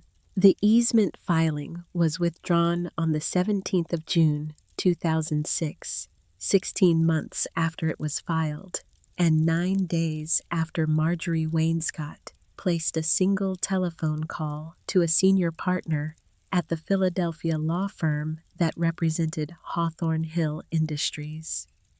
The withdrawal was filed quietly on a Friday afternoon with no accompanying press release. The Reading Eagle did not cover it. Marlowe did not know it had happened until she read the docket update Marjorie sent to Marith in a manila envelope the following Monday. She read the document at the kitchen table. She set it down. She looked at her mother. Mama, how? Marith poured them both coffee. Marjorie is a good lawyer. Mama, Hawthorne Hill does not back down from filings. They do not. I read the trades. They have not withdrawn a contested easement in this region in 15 years. They withdrew this one. Why? Marith looked at her daughter across the table. She did not answer for a long moment. Because, she said, they have not yet decided how badly they want this land, and because we have given them a reason to think harder about it. Marlowe did not press. She had learned by 2006 that her mother had compartments in her life that her mother was not going to open. She did not know about the negatives in the manila envelope. She did not know about the phone call. She did not know about Brock Holcomb's card or her own phone number written on the back of it, or that her mother had known for 8 years now what she had done in a parking lot in Hamburg in 1998. She suspected. She had suspected for years. Her mother had never said a word. On the 11th of July, 2007, Meredith went into the small office off the kitchen to look up an old invoice from the seed company. The household computer, a beige tower running Windows 98, was on. Marlo had been using it that morning to update the farm accounts. She had walked away to take a phone call without closing the open windows. Meredith sat down at the desk. She moved the mouse to wake up the screen. What she saw was a Dropbox folder open in the browser with a list of files Marlo had uploaded over the previous 4 months. The folder was named Agrimax Foods, Pell Hollow Brief. The files inside it included a PDF of the orchard's soil amendment history, a spreadsheet of the grafting records dating back to 1999, a scanned set of pages from Adelia's notebooks that Marlo had quietly photographed and saved over the past year, a list of the heritage apple varieties and their performance on calcareous hardy rootstock, a draft letter from Marlo to a man named Garrett Yates at Agrimax Foods in Salinas, California, dated the 2nd of July, and an attached PDF of a job offer from Agrimax to Marlo Pell for the position of Senior Heritage Cultivar Development Manager at a starting salary of $92,000 per year, plus a relocation allowance of $15,000. Meredith read the documents one by one. She read them carefully. She read the cover letter Marlo had written to Agrimax twice. She closed the browser. She turned off the computer. She walked into the dining room and she sat down at the walnut table and she waited. Marlo came back inside 15 minutes later. She saw her mother sitting at the table. She saw her mother's face. She went very still. "Mama." "Sit down," Meredith said. Marlo sat down across from her at the walnut table. Meredith folded her hands in front of her on the wood. "I want you to tell me," she said. "Tell me in your own words. Tell me what you have done." Marlo did not lie. Meredith would think later that this was the only kindness her daughter showed her that morning. Marlo did not lie. She told her mother that she had been talking to Agrimax Foods since the previous October. She told her that she had photographed pages of Adelia's notebooks at night on the kitchen table after Meredith had gone to bed. She told her that she had compiled the orchard's history and the rootstock data and the grafting records into a brief that Agrimax could use as the foundation for their own heritage cultivar program. She told her that she had been offered the position and that she had accepted it the previous week. She told her that she was going to California. She did not say she was sorry. Meredith listened to all of it. She did not interrupt. When Marlo was finished, Meredith sat for a long time without speaking. "Tell me," she said at last. "Why did you not just ask?" Marlo's face changed. "Ask what, Mama?" "To leave. To go to California, to take the work you wanted to take. Why did you not just come to me and say, 'Mama, I have an offer, I want to go. I do not see a life for myself here'? Why did you not say that?" "Because, Mama, the notebooks, the rootstock, the varieties, they are not mine to take. They are yours.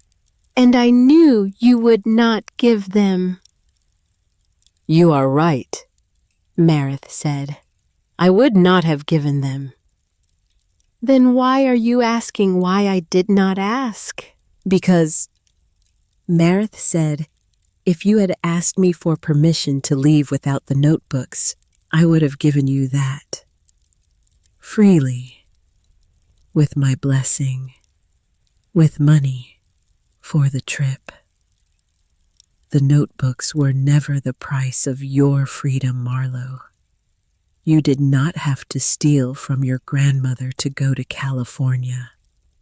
I was never going to make you stay. Marlowe sat very still.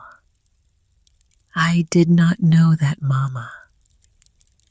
You did not ask. No, that is the thing I cannot forgive yet. Not the theft, not the lying, not even the betrayal to the company. The thing I cannot forgive yet is that you did not ask. You looked at your own mother and you decided in advance that I was a person who would say no. And so you went around me as if I were a fence. Marlowe did not speak. There was nothing to say. Pack your things, Marith said. Take the car. I will not stop you. I will not ask anything back from Agrimax. The notebooks have been read by men in California now, and there is nothing to undo about that. But you will not be in this house when I come back from the orchard tomorrow morning. Do you understand me? Yes, Mama. Go. Marlowe stood up.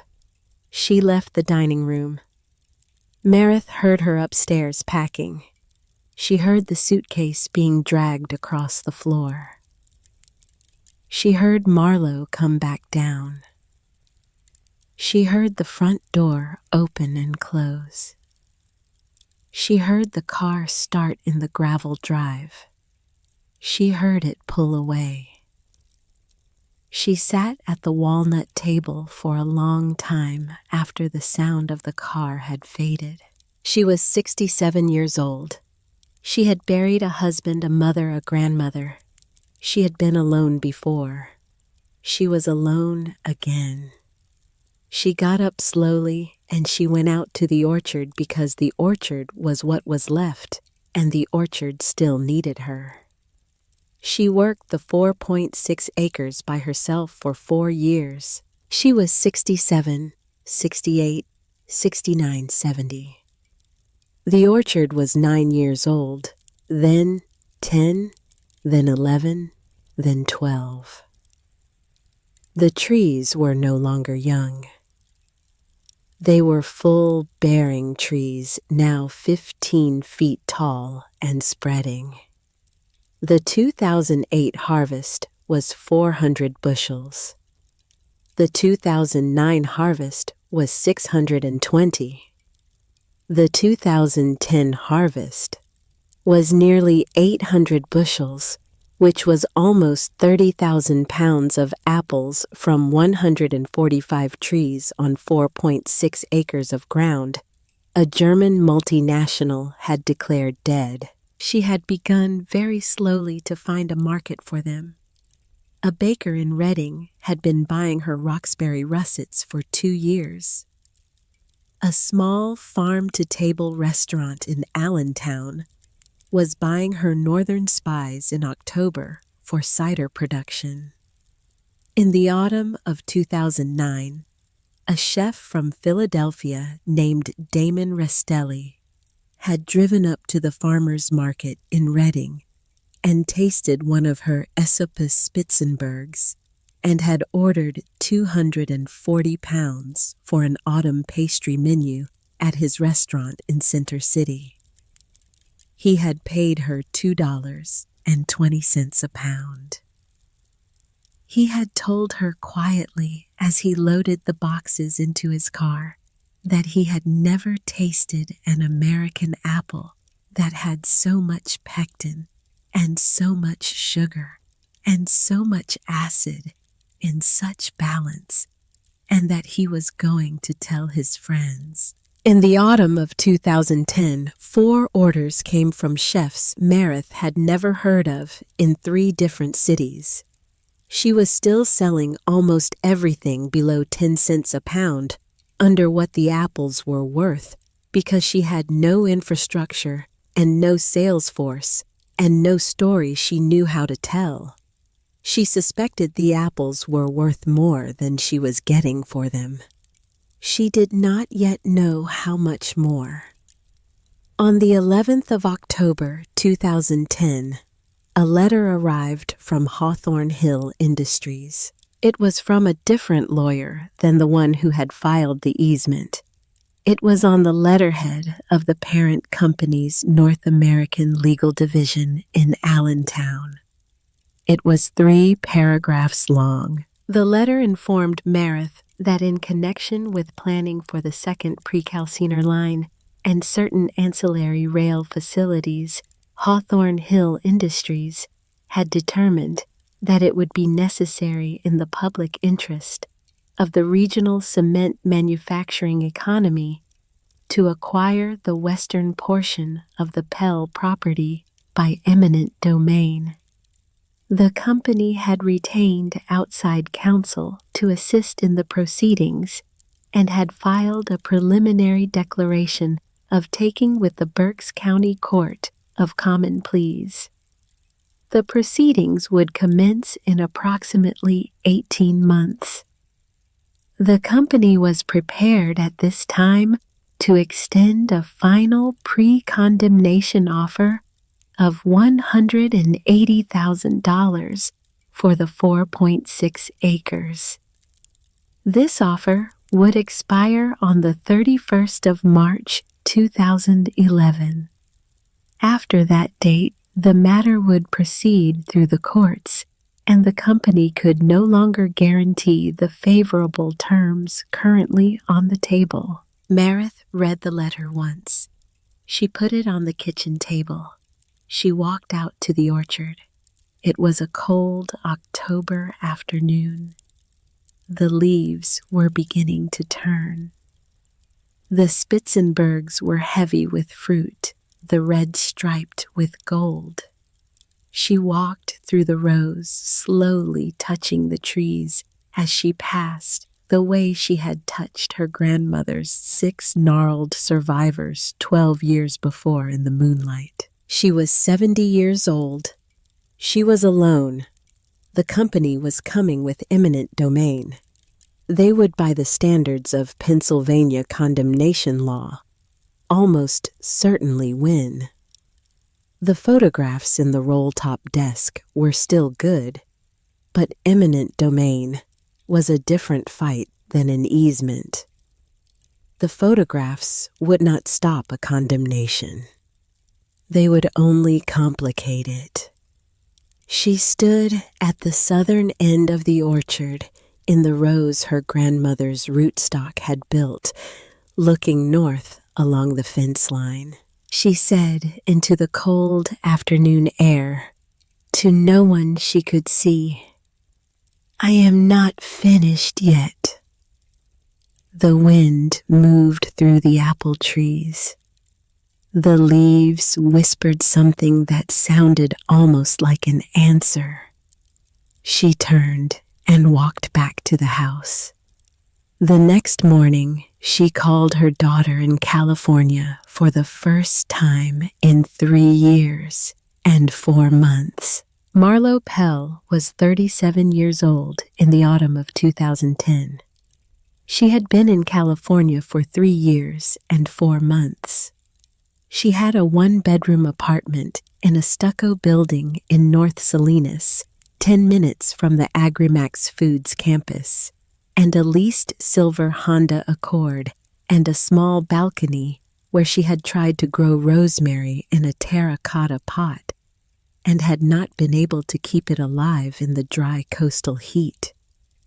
She had risen in 3 years from Senior Heritage Cultivar Development Manager to Director of Heritage Cultivar Development. Her salary was $128,000. She had a 401k. She had health insurance. She had a corner office 8 floors above the parking lot that looked out at the Gavilan Range to the east. She had not spoken to her mother since the morning of the 11th of July, 2007, when she had walked out of the dining room of the farmhouse in Berks County and driven to the airport in Philadelphia and gotten on a plane. She was at her desk on the morning of the 12th of October, 2010, when the receptionist put through a call. The voice on the other end was a voice Marlowe had not heard in 3 years and 4 months, and which she recognized instantly. Marlowe. Mama. There was a long pause. "I need you to come home," Meredith said. "Not now, in the spring, when you can, if you can." Marlowe sat very still in her corner office. She looked out at the Gavilan Range. "Why?" she said. Meredith told her about the letter from Hawthorne Hill. She told her about the eminent domain filing and the 18-month timeline and the $180,000 offer that would expire on the 31st of March. She did not tell her about the photographs in the roll-top desk. She did not need to. "I cannot save the orchard alone," Meredith said. "I am 70 years old. I have 1 good harvest left in me, maybe 2. After that, I do not know. If the orchard is going to outlive me, someone is going to have to be there who knows how it was built. There is no one else." Marlowe did not speak for a long time. "Mama," she said, "I have to think." "I know you do. I have a job here. I know. I have an apartment. I have a car. I have a life." "I am not asking you for an answer today, Marlowe. I am only asking you to think. Come in the spring if you can. Come in May. The grafting will be done by then, and there will be time to talk." "Mama?" "Yes." "Why are you asking me? After what I did, why would you ask me?" Meredith was quiet for a moment. "Because," she said, "you are the only one your grandmother's notebooks would mean anything to, and because you are my daughter. There is no one else, Marlowe. There was never going to be anyone else." Marlowe hung up the phone. She sat in her corner office for a long time. She did not work for the rest of the day. She drove home at 4 in the afternoon, which was the earliest she had left the office in 3 years. She sat on her stucco balcony with the dead rosemary and watched the light fail over the parking lot. She had been in California long enough to have seen things. She had seen in 3 years and 4 months what Agrimax did to the land in Salinas Valley. She had seen the heritage cultivar program her own intelligence had helped to build become in practice a marketing label slapped on monoculture plantings of 3 or 4 best-selling varieties that the company had patented and licensed back to the contract growers at terms that bankrupted half of them within 5 years. She had seen the soil collapse on the Gonzales blocks after 8 years of intensive cultivation with the chemical regime Agrimax recommended. She had seen the aquifer drop. She had seen a generation of young farm managers, men and women her own age, leave the industry in despair because they had been hired to do heritage work and had been put instead in front of spreadsheets that asked them to optimize for quarterly margins. She had been one of those young managers for a while. She had stopped being one of them by degrees without noticing until she was the one signing off on the spreadsheets. She had not written home. She had not called. She had not in 3 years and 4 months been able to face the woman she had stolen from. She thought about Meredith that night for a long time. She thought about the smell of the dining room in October, when her mother used to bring in the first apples and sort them on the walnut table. She thought about the brass lamp on the roll-top desk and the way the light fell on her grandmother's notebooks. She thought about the 6 gnarled trees behind the foundation of the old smokehouse, which she had walked past her entire childhood without ever knowing what they were. She thought about her mother alone in a 180-year-old farmhouse, calling her in California to ask after 3 years of silence for help she did not know how to ask for from anyone else. She gave notice at Agrimax on the 18th of October, 2010. She closed up the apartment in November. She sold the Honda for less than she had paid to lease it. She drove east in a rented Penske truck with everything she owned in the back 3,000 miles of interstate through the deserts of Nevada and Utah and the wheat country of Nebraska and the cornfields of Iowa, alone with the radio off most of the way, thinking. She crossed the Susquehanna at midnight on the 7th of December, 2010. She turned up the gravel drive at Pell Hollow at 1:45 in the morning. The kitchen light was on. Her mother was sitting at the walnut table. There was coffee on the stove. Meredith had been sitting there since 8 in the evening. She had not known what time her daughter would come, or whether she would come at all. Marlo walked into the kitchen.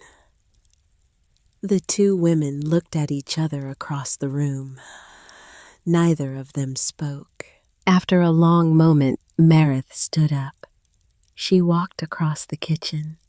She put her arms around her daughter, who was taller than she was, and she held on for a long time, and she did not weep, and Marlo did not weep, and neither of them said anything at all.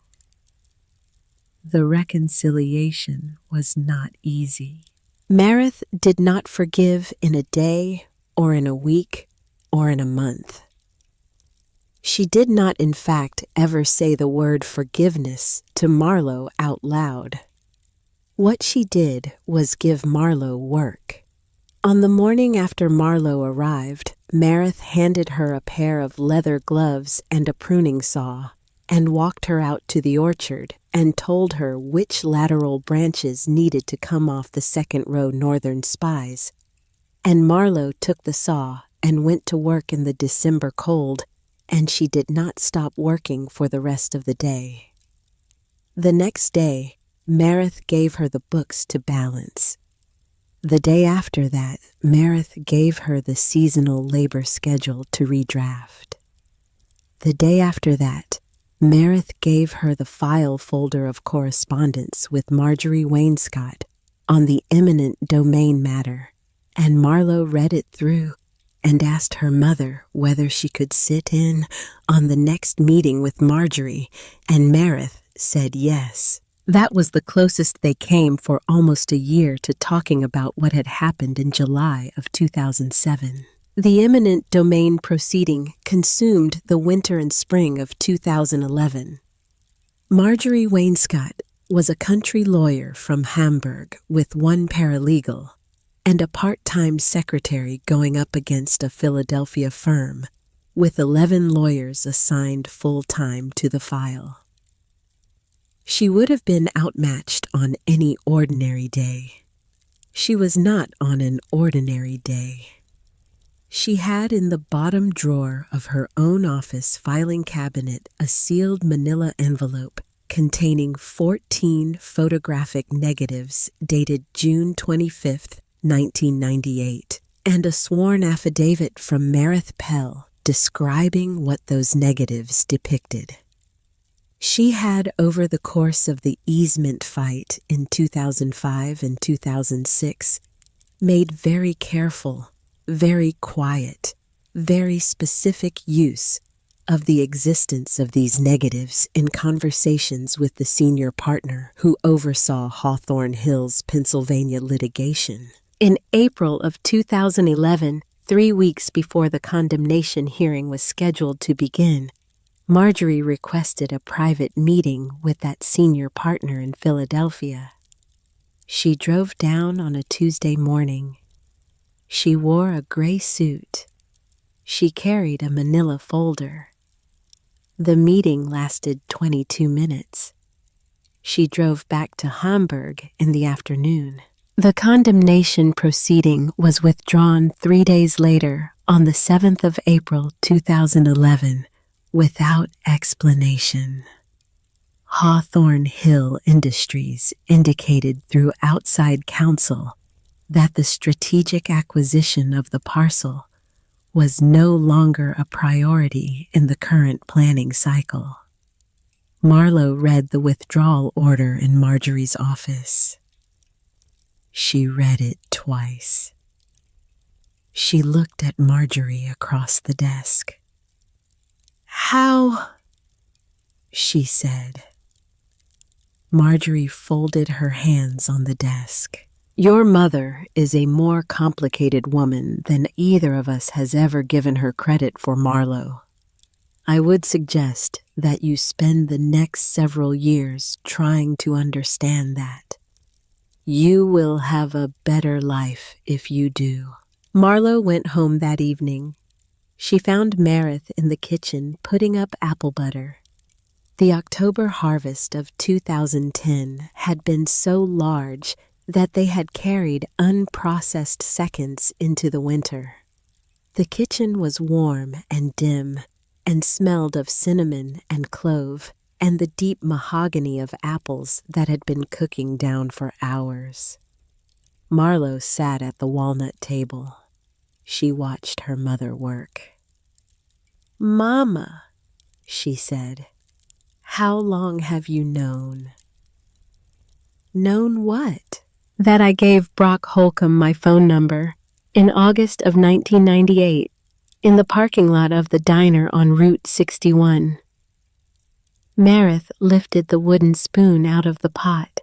She tapped it on the rim. She turned around. "Since the 22nd of August, 1998, she said. "I found the card in your father's coat pocket on the morning of the 22nd. Marlowe nodded slowly. 12 years and 4 months. "Yes. And you never said anything?" "No." "Why not, Mama? You could have. You could have shamed me right out of this house. Why did you never say it?" Meredith set the wooden spoon on a saucer on the counter. She wiped her hands on her apron. She sat down across from her daughter at the walnut table. "Because, Marlowe, the day you did it, you were 28 years old. You were tired. You loved this farm, and you did not know how to save it. And the man in the suit had said a number that sounded like an answer. You did a wrong thing. You did not do an unforgivable thing. The unforgivable thing came 9 years later. The thing in 1998 was a small private wrong between you and me, and I decided early that I would carry it as a private matter between us, and that if a day came when you needed me to tell you that I knew and that I had forgiven it long ago, I would tell you on that day. This is that day.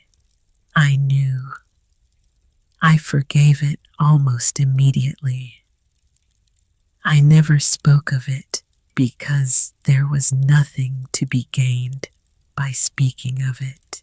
Marlowe put her head down on her hands at the walnut table. She did not weep loudly.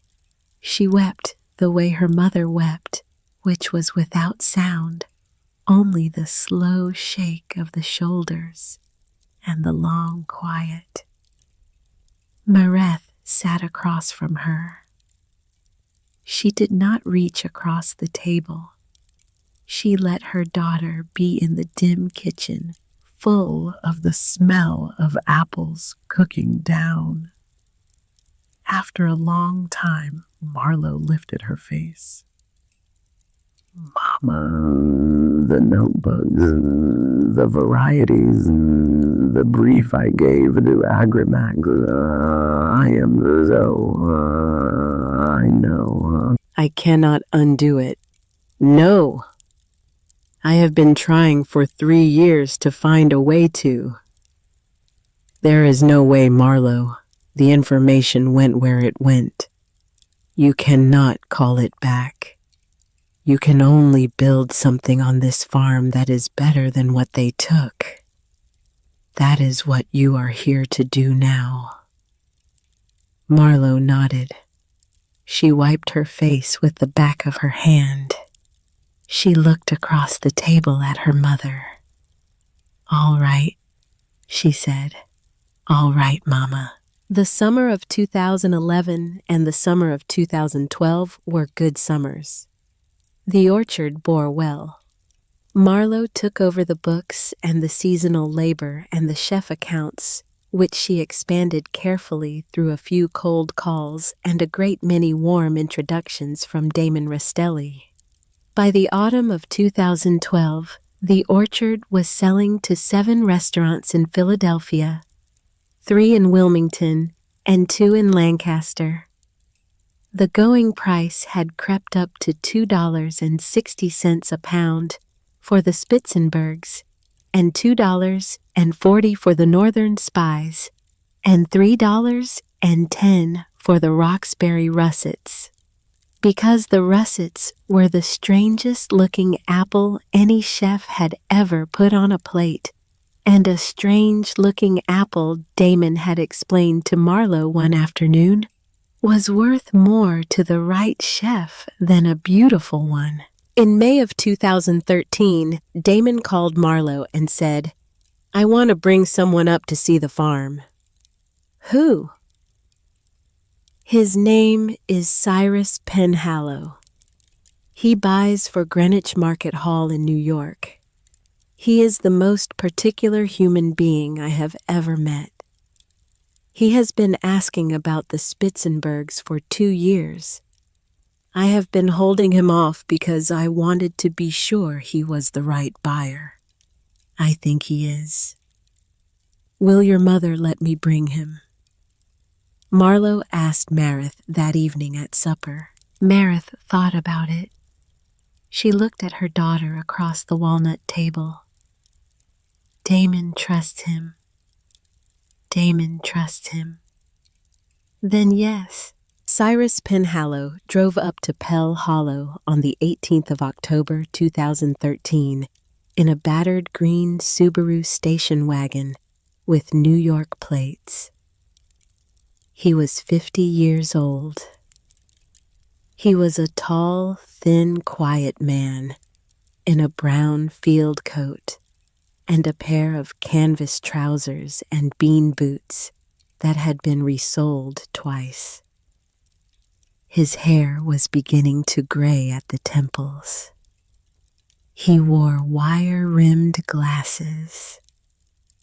He did not look like a man who bought produce for a Manhattan grocery cooperative that priced its eggs at $14 a dozen. He looked like a man who taught literature at a small liberal arts college in Vermont, which was in fact what he had done for 11 years before he had quit and taken up the produce trade in 1998. He shook Meredith's hand at the kitchen door. He shook Marlowe's hand. He accepted a cup of coffee. He did not make small talk. He did not ask about the weather or the drive. After about 3 minutes of sitting at the walnut table in silence, he said, "May I walk the orchard?" "You may," Meredith said. The three of them walked out together. It was a cool October morning. The leaves on the apple trees were beginning to gold at the edges. The Spitzenbergs were heavy with fruit. Cyrus walked slowly. He stopped at every third or fourth tree. He touched the bark. He looked up into the canopy. He crouched and crumbled a handful of the soil between his fingers and held it to his nose and breathed in. He looked west at the gray silos of Hawthorne Hill rising above the tree line a quarter-mile away. He looked back at the orchard. He nodded once to himself. He did not speak for 40 minutes. When they reached the southern end of the orchard, where the oldest of the Spitzenbergs stood in the last row, Cyrus turned to Meredith. "May I have one of those apples, Mrs. Pell?" "Take one." He reached up. He chose carefully. He took a Spitzenberg from the south side of the tree where the sun had been on it. He turned it in his hand. He looked at it for a long moment. Then he raised it to his mouth and bit. The sound of the bite was a sharp, clean crack. The sound of a fruit whose cell walls had been built strong by a soil whose chemistry had been impossible. Cyrus Penhallow closed his eyes. He chewed slowly. He did not chew the way most people chew. He chewed the way a man chews who is reading a complicated sentence and wants to finish it before he speaks. The 4.6 acres of ground a German multinational had declared dead were entering his mouth and his blood and his understanding, and he was taking the time he needed to read what they were telling him. He opened his eyes. He looked at Meredith. "Mrs. Pell," he said, "I have been doing this work for 15 years.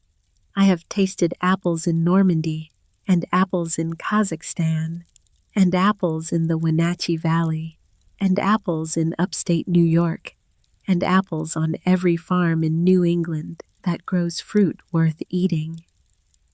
I have never tasted an apple like this one. The pectin is impossible. The acid is impossible. The sugar is impossible. The mineral signature is something I have only ever read about in books. I am going to ask you a question, and I would like you to take whatever time you need before you answer it." "All right." "What is the total expected yield of this orchard this autumn?" Marlowe spoke. She had been keeping the harvest projections.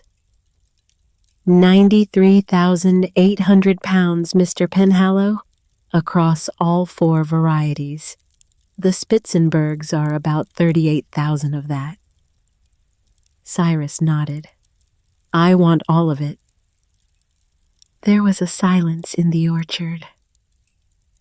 "All of it," Marlowe said.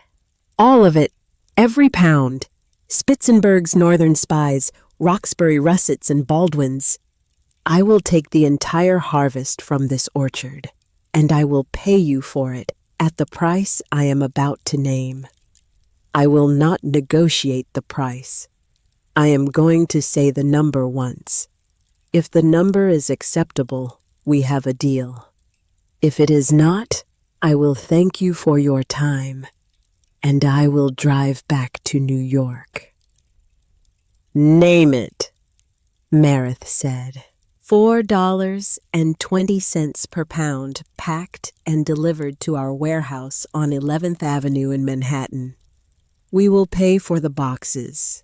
We will pay for the trucking. The $4.20 is yours free and clear. Marlowe pulled a small calculator from the breast pocket of her work shirt. She had taken to carrying it since she had come home the way her mother carried a folding knife. She punched in the numbers, 93,800 times 4.20. The screen of the calculator said 393960, $393,960. For a single autumn's harvest from 4.6 acres of soil that had been declared in writing in a Penn State Extension Office report dated the 18th of June, 1998, agriculturally dead. The number hung in the cool October air. None of the three of them moved for a long moment. Meredith Pell, who was 73 years old, looked at Cyrus Penhallow over the top row of the Spitzenbergs. She nodded once. "We can have the first truck ready Tuesday," she said. The truck came on the following Tuesday. It was the truck the story began with, the 53-foot refrigerated truck, white and unmarked, with 2,300 cardboard boxes of Aesopus Spitzenberg apples bound for a warehouse on 11th Avenue in Manhattan. Meredith stood in the gravel drive in her plaid wool jacket and watched the driver close the rear doors and pull the latch.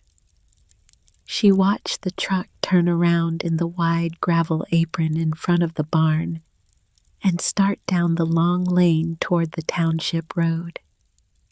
She watched the dust of its passage hang in the air and settle. Marlowe stood beside her. She did not speak. When the truck was out of sight, Meredith turned to her daughter. "Well," she said. "Yes, Mama." "All right." That was all either of them said. In April of 2014, a journalist named Phoebe Larkin from the New York Times Magazine published a long feature in the Sunday edition, 11,000 words with photography under the title, "The Limestone Widow." It was the first national piece written about the orchard. It told the story carefully, beginning with the cold open of the truck on Tuesday, then walking backward through the 15 years of work, through Adelia's notebooks and the calcareous hardy rootstock, and the offer of $45,000, and the night with the chainsaw, and the eminent domain fight, and the $4.20 per pound deal with Greenwich Market Hall. Phoebe Larkin had spent 6 days at the farm in February. She had read 4 of Adelia's 7 notebooks with Meredith's permission. She had walked the orchard in the snow. She had interviewed Marjorie Wainscott with Meredith's permission about the legal history. She did not, because Marjorie did not tell her, learn about the photographs in the roll-top desk. The article was the most emailed piece in the Sunday Times that weekend. On the 11th of May 2014, a different letter arrived at Pell Hollow from the legal department of Hawthorne Hill Industries. It was 9 pages long. It was the strangest legal document Marjorie Wainscott had read in 26 years of practice.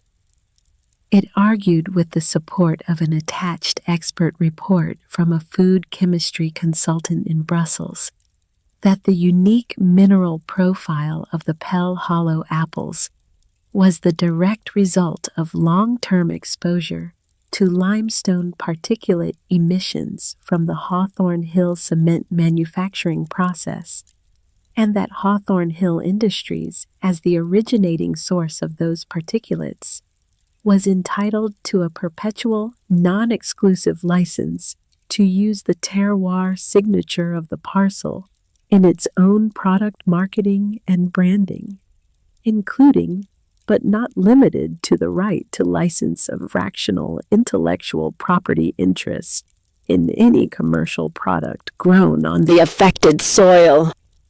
The company was prepared, the letter said, to settle the matter amicably by acquiring a 15% royalty interest in the orchard's gross revenue in exchange for a one-time payment of $110,000 to Mrs. Pell and a covenant not to litigate. Marjorie read the letter twice. She called Marith on the same afternoon. Marith? Marjorie. They are claiming intellectual property rights in the dust. Yes. They are arguing that because their factory put limestone on your land, they are entitled to a permanent share of anything you grow on it. Yes. This is the most cynical legal theory I have read in 26 years of practice, and I am going to take great pleasure in answering it. Use the photographs, Marith said. I was going to ask. Use them. Marjorie responded on the 19th of May, 2014. Her response was 4 pages.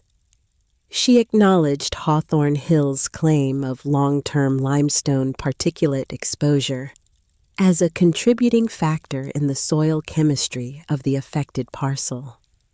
She agreed with the company's expert that the exposure had been continuous and substantial.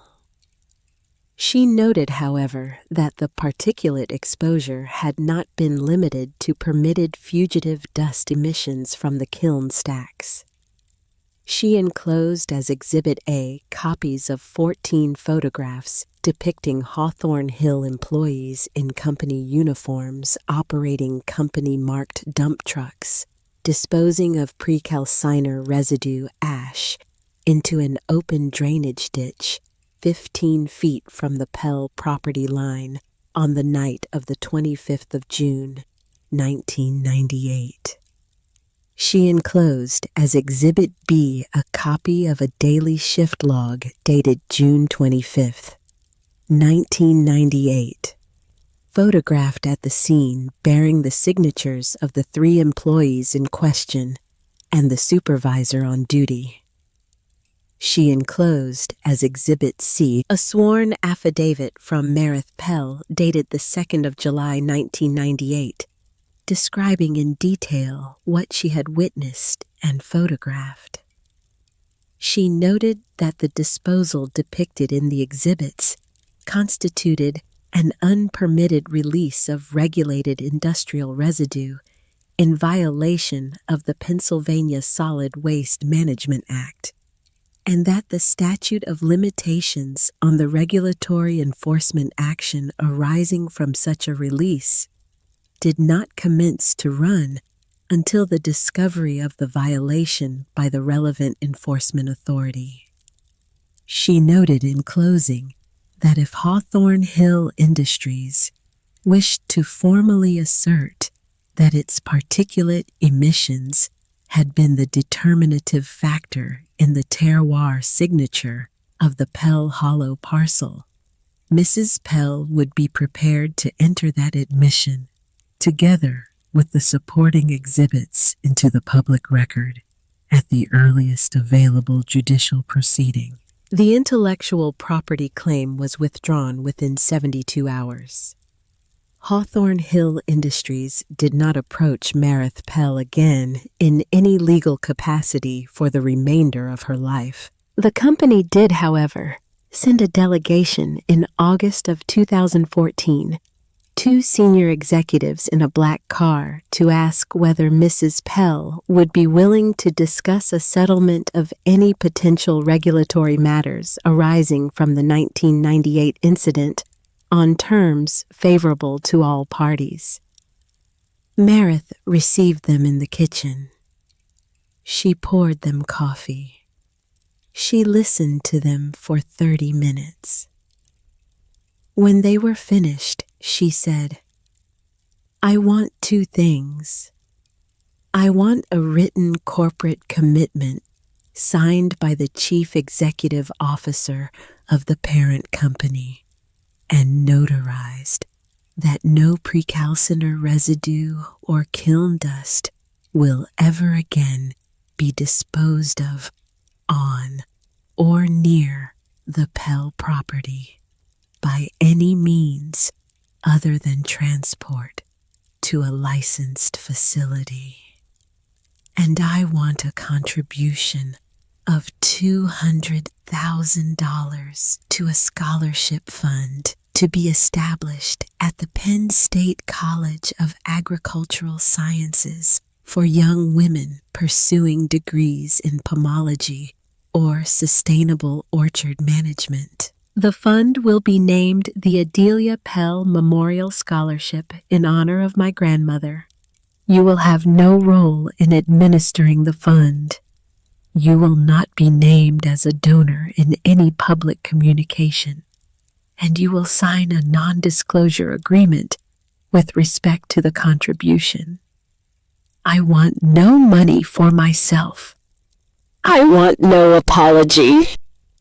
I want no public acknowledgement of any kind. I want only the commitment letter and the scholarship."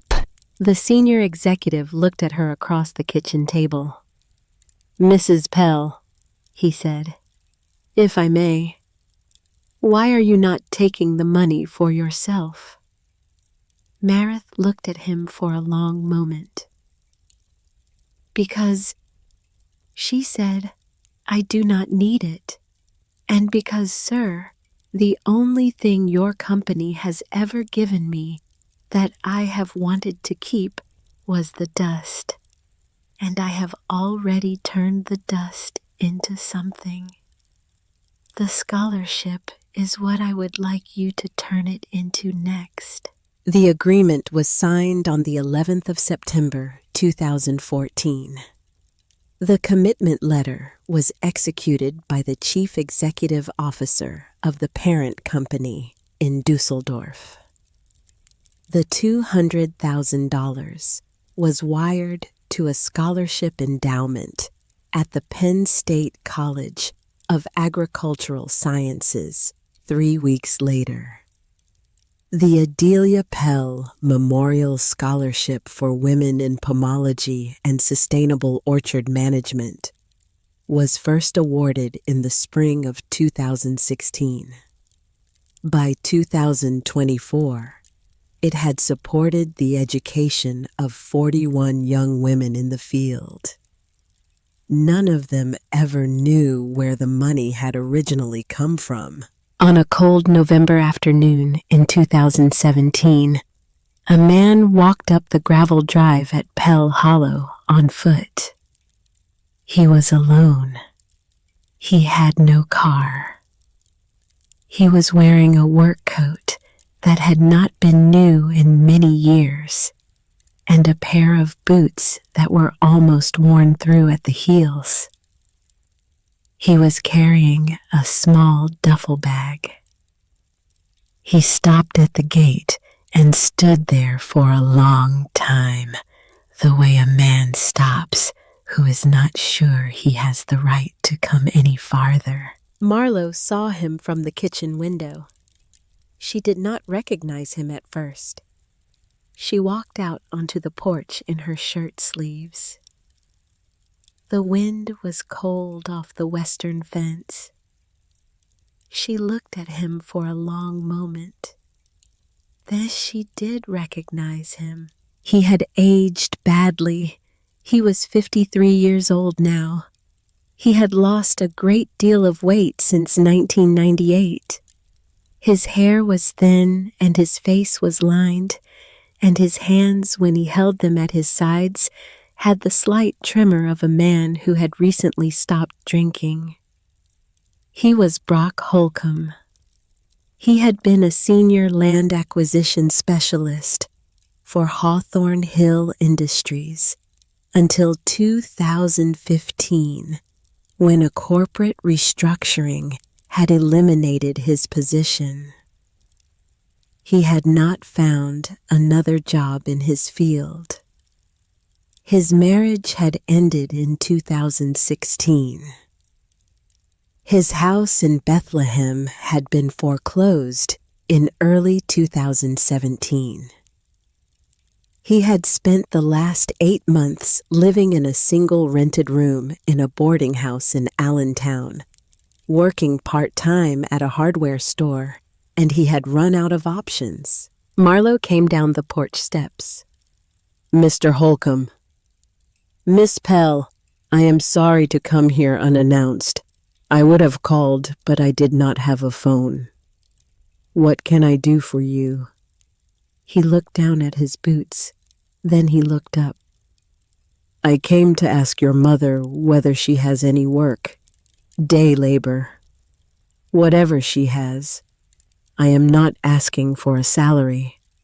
I am asking for board and a bunk. I have nowhere else to go. Marlowe stared at him. Do you know who I am, Mr. Holcomb? I do. Do you know what you offered my mother in 1998? I do. And you came here. I came here because there is nowhere else to come, Miss Pell. I have nothing left, and I do not know what else to do. Marlowe looked at him for a long moment. The wind moved across the porch. She turned and went back into the house, leaving him at the foot of the steps. She found her mother in the dining room at the walnut table going over the previous week's harvest figures. Mama, there is a man at the gate. Who? Brock Holcomb. Meredith set down her pencil. She looked up at her daughter. What does he want? He is asking for work. He has lost everything. He has no place to live. Meredith was quiet for a long moment. Marlowe waited. Tell him to come up to the porch, Meredith said. Give him a chair. Bring him a cup of coffee. I will come out. Mama! Marlowe! Bring him a cup of coffee. Marlowe went back outside. She brought Brock Holcomb up onto the porch. She brought him a chair. She brought him a cup of coffee and a plate with 2 slices of buttered bread, because he looked, when she looked at him closely in the daylight, like a man who had not eaten that day. Meredith came out of the house 10 minutes later. She was carrying something in her hand. It was small and rectangular and bound in dark leather. She sat down in the chair across from Brock Holcomb. She set the object on the porch railing between them. It was the 3rd volume of Adelia Pell's notebooks. Mr. Holcomb, Mrs. Pell, my daughter tells me you are looking for work. Yes, ma'am. How long have you been without? 2 years regular, 8 months full-time. Meredith looked at him. She looked at his hands. She looked at his boots. I have a room upstairs in the main house that has been empty since my mother died in 1981. It has a bed and a chest of drawers and a small writing table. The window faces east. You may have it for as long as you need it. There is no rent. There are 3 meals a day at the kitchen table with my daughter and myself, and you are expected to be there at the times the meals are served. There is work in the orchard from dawn until dusk, 6 days a week. The 7th day is yours. The pay is $15 an hour, which is $2 above the prevailing wage for orchard labor in this county, and it is paid weekly in cash on Friday afternoons. There is no benefits package. If you are sick, I will not deduct from your wage. If you are drinking, I will know about it within 24 hours, and you will be off the property by sundown. Those are the terms. Do you accept them?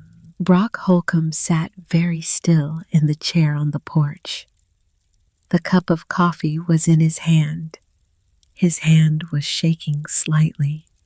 He did not speak for a long moment. Mrs. Pell, why are you offering me this?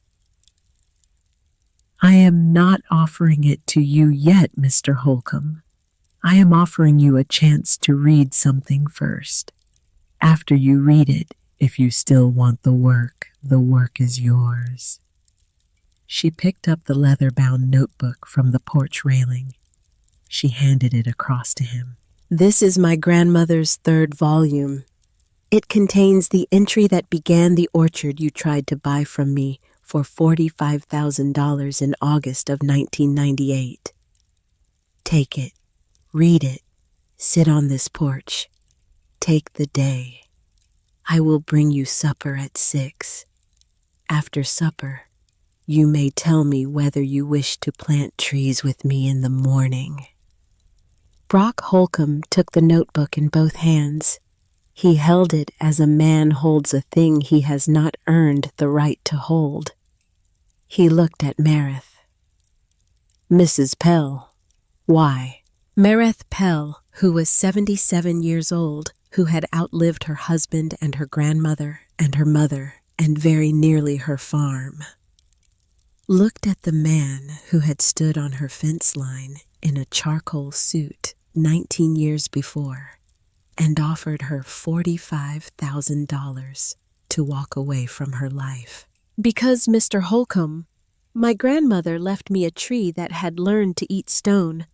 The point of that tree was not the apples.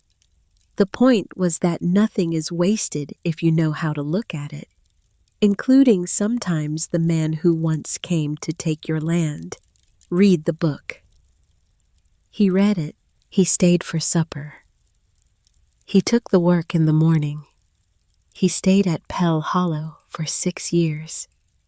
He learned to graft. He learned to prune. He learned to walk a row of trees and to listen with his hands and his eyes to what each one was telling him. He did not drink again. He did not marry again. He did not say very much about the years before he had come up the gravel drive in November of 2017. He died of a heart attack in the orchard between the 4th and 5th rows on a Tuesday afternoon in June of 2023 at the age of 59. He was buried in the small Pell family cemetery on the hill above the orchard in a plot Meredith had set aside for him with a small fieldstone marker that said only Brock Holcomb 1964 to 2023. He planted trees. Marlowe took formal ownership of Pell Hollow on the 2nd of January 2014. Meredith gave it to her in a quiet ceremony at Marjorie Wainscott's office with no one else present. She kept a life estate in the farmhouse and an honorary title of farm manager that she exercised mostly through suggestion. Marlowe expanded the orchard over the next decade. She added another 11 acres along the western fence, planted to the same calcareous hardy rootstock with Adelia's varieties and 3 new ones Marlowe selected herself, the Newtown Pippin and the Pomme Grise and the Black Oxford. She built a small farm store at the end of the gravel drive in 2017. She built a packing house in 2019. The orchard's gross revenue exceeded $1,600,000 in 2020. By 2024, Pell Hollow was supplying 18 restaurants and 3 high-end grocery cooperatives in 3 states. It was the destination for young women from 27 states who came to learn the techniques Meredith and her grandmother had developed for working with marginal land. Meredith Pell died on the 11th of January, 2022.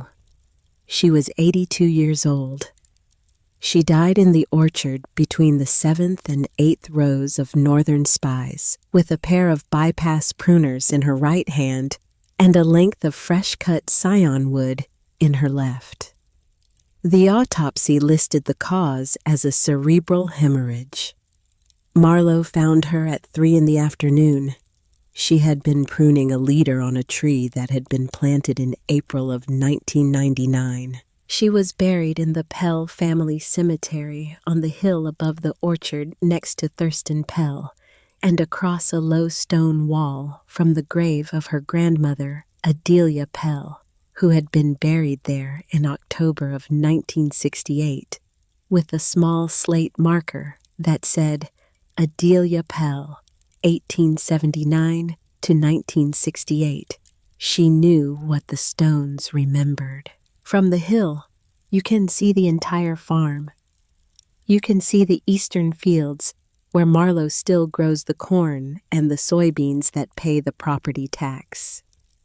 You can see the orchard, the irregular twisting rows of 145 original trees, and the more orderly rows of the newer plantings, all of them grown on the rootstock of 6 gnarled survivors that a young woman named Adelia Pell put into the ground behind a foundation stone in the spring of 1937, in a small, overgrown plot 100 yards from the back of the equipment shed, against the advice of her own husband, who would have said she was wasting strong scion wood on a fool's experiment. From the hill on a clear day, you can also see the gray silos of Hawthorne Hill cement rising above the tree line a quarter-mile to the west.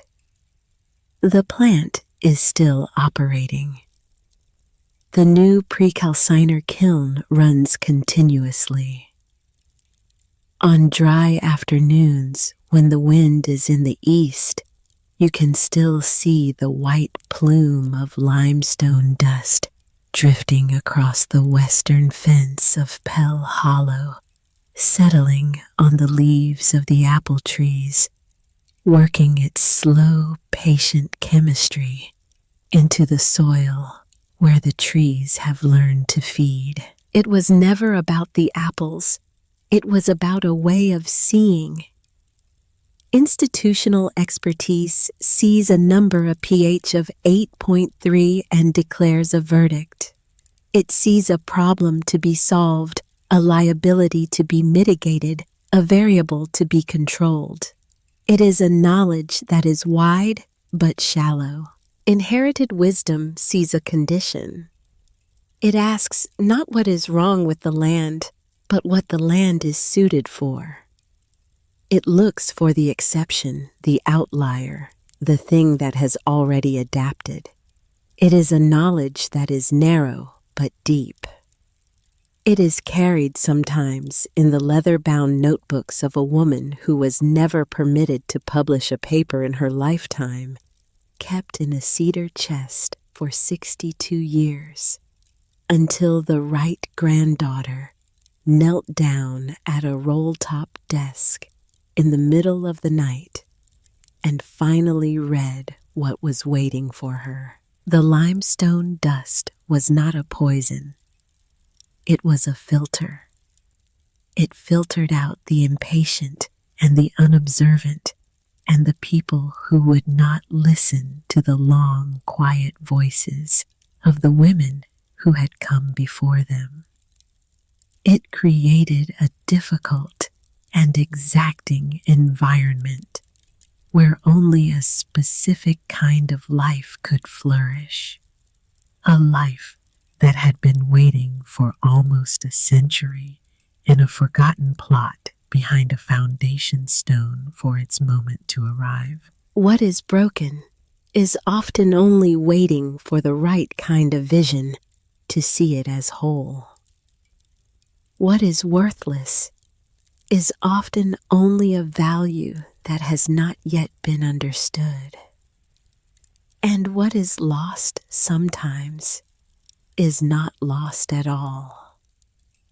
It is only being kept by patient hands in a place no one has thought to look, until the day a granddaughter sits down at a desk in the middle of the night and learns at last what she has been left.